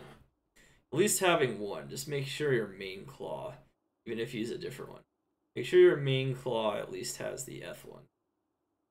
It's pretty sick. Yeah, I don't think I'm gonna do dual claw, but you know, I'm talking about how you can do dual claw. So we talked about that, Lucas, if you just got it. Yes, of course, of course. Of course, of course. Well, I actually self-corrupted this, so I was actually trying to buy one and I corrupted it during Slamfest, and I was like, time to use it. Alright, yeah, it's okay. I think I'm fine. In general, I actually don't prefer claw block on martial sins, and I explained earlier. I think for trap sins they might make a bit more sense, especially like against like Ubers and things like. Anyway, so yeah, you could have a 320. You could just have a 3 skill one with another stat. You could do whatever. I do need the attack speed somewhere. And another thing to note is you could even go full Nats plus a Bartux or full Nats plus a shield. Nats will not have as much damage though. You're going to lose a lot of plus skills, but you can do it. It's another very safe approach. If you're early game and you just started out with your Phoenix in, full Natalia's set is very solid. So don't be afraid to use full Nats on a martial build. Full Nats is not good for traps. It's good for martial builds. It's another thing to note. And there's a lot of good Nats items got some pretty nice buffs for sure in general, so they're pretty nice. Alright. Full Kathos ring. So I actually think this ring is just best in slot period on this build. There's other options, of course, like dual leech if you're lacking leech, and there's stats, and this cannot be frozen if you don't have it anywhere else, and there's stuff you could do like Raven Frost if your AR really sucks. But if you can get your AR up and everything else, skill rings are really good. One. You could even use a Wisp projector if you want AR off the Wisp, but the Wisp dies all the time, so it's kind of frustrating, especially this close of range. You could also do that, but I will say is that compared to Wisp, you get a lot more life, especially in hardcore. You get life leech, really good. I don't even have the best life leech, so just imagine. And of course, you can get corrupt other good stats on it. I mean, the skill is like perfect for damage. Like it's hard to beat BK Ring on this build, so BK Ring is like solid. I'd say Stone of Jordan's kind of a waste because you don't need the mana. So try to get BK Ring if you can. This is a very good ring on this build. Verdungos. Into BK rings if it's possible. Your cannot be frozen, taking care of your AR, taking care of GG. Verdungos, yeah, so this is one of those hardcore situation type things, right? On software, you could use a rack if you want a plus skill. You could use other things. You could get your attack speed off your belt too. You could use T-Gods if you want to survive Baal area a bit better. There's a lot of things you can do. Of course, I'd say the plus skill from a rack would definitely increase your damage a bit more on this build quite a bit. But since we're trying to hit a decent amount of DR, the damage reduction, corruption, Verdungos I have is really sick. Just having a lot of damage reduction in general, and vitality, and even some more hit recovery to help us hit that breakpoint. Really good stuff. And War Travelers. War Travelers, Magic Find. This build has a lot of Magic Find. And just imagine, like I said, you could stack Ist in the Claw instead. Imagine if you go 2 Claws and stack 2 Isted Claws. Like, you can have so much, like, full Isted Claws. You can have so much Magic Find, even in LOD. And you can actually just run this character in LOD only. You don't have to necessarily in maps. You can just stack tons of Magic Find. Sorry, Dave. I actually messed up. I put the wrong one in the title. I'm not going to fix it yet, but yeah. There you go. Cannot be frozen, though. That is our source of cannot be frozen. That's the dream. Cannot be frozen on your MF boots. That's the dream always. So there's always, if you need more res, of course, you can have different boots, but like Elders and things like that. Elders boots, Tally's boots, that's always the dream. Rare boots, even water walks would be nice. You could actually even hit higher block frames, I think, if you put one shale in the Storm Shield, use this, and then you can use like water walks. You can actually hit the 86 block frame. I could feel even better. So there's definitely some options. And last but not least, your charms. So martial charms are used on a martial sin. Their skills do scale very well. Skills, so it's plus skills. You want the plus skills. Martial charms are very good. And as what you're going to want to use in there, I have lifers and some other very nice ones like FR. Of course, you have a Geed's Fortune for more MF. You could, of course, use it as a skiller if you want. Very high vitality, at least Assassin Torch, just in general. And we actually, this is an Annie fresh off the press today. Best Annie that I found. My declone killer today on hardcore. Was able to procure us a very sick Annie there, so our Annie's actually really solid too. It was always decent, but solid. Now we have a bunch of res MF and some life MF. I mean, some life res as well. You want to shore up your life, your res, and your MF. Small charms are the way to do it. And in general, that's just best in slots. So, of course, if you don't have stuff, get the skills as you can get. Alright, so in general, that is it. That is the gear. That is everything.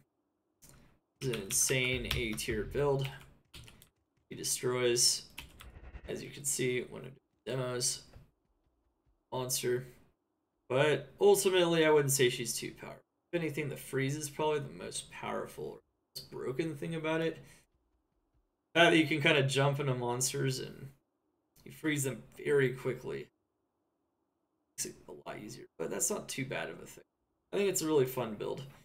The finishers can be improved on it, but you know, that's about it. It's definitely a build that, obviously, you know, in terms of map clear speed, it pales in a comparison to a Trapper. You're definitely going to lose several minutes off of every map compared to any kind of Trapper with Death Sentry. That being said, though, I feel like it's an overlooked build because of that crazy, I guess you could say, outlier build. That crazy S tier build that the Trapper has access to, or should I say S tier builds, depending on whatever traps you decide to go. But it's insanely strong, it's insanely fun. She's very mobile, she's insanely versatile. Even though traps are versatile for different reasons, this is also very versatile, even more versatile than traps. I would say she has no issues with it. She doesn't slow down at all. She just pushes into whatever enemy she lands. It's a ton of fun, so I highly recommend this build just in general. And I hope you guys learned a lot about how to play her, both on softcore and hardcore. Maybe you guys have some good ideas in general, or what kinds of setups to approach her with. You guys, you can always find this guide, of course, in my PD2 guide section in the description and in the first pin. It for map rankings overall, and which once again is kind of based on the fact that some maps don't have that many communities and they have lower health monsters. Besides that, she can do any map in the game. Of course, also, yeah, so you can find this guide under our PD2 guide section, and map rankings will be there. Well, and overall, just like and subscribe, guys, if you enjoyed this guide, or if you just have been enjoying my guides in general. There will always be nice, tasty, informative Diablo 2 information on PD2, LOD, D2. So thank you guys for watching, and see you guys next time. Remember, you can always catch me at www.twitch.tv/dark. 6 to 7 days a week, usually. Dark Humility over and out. See you guys next time.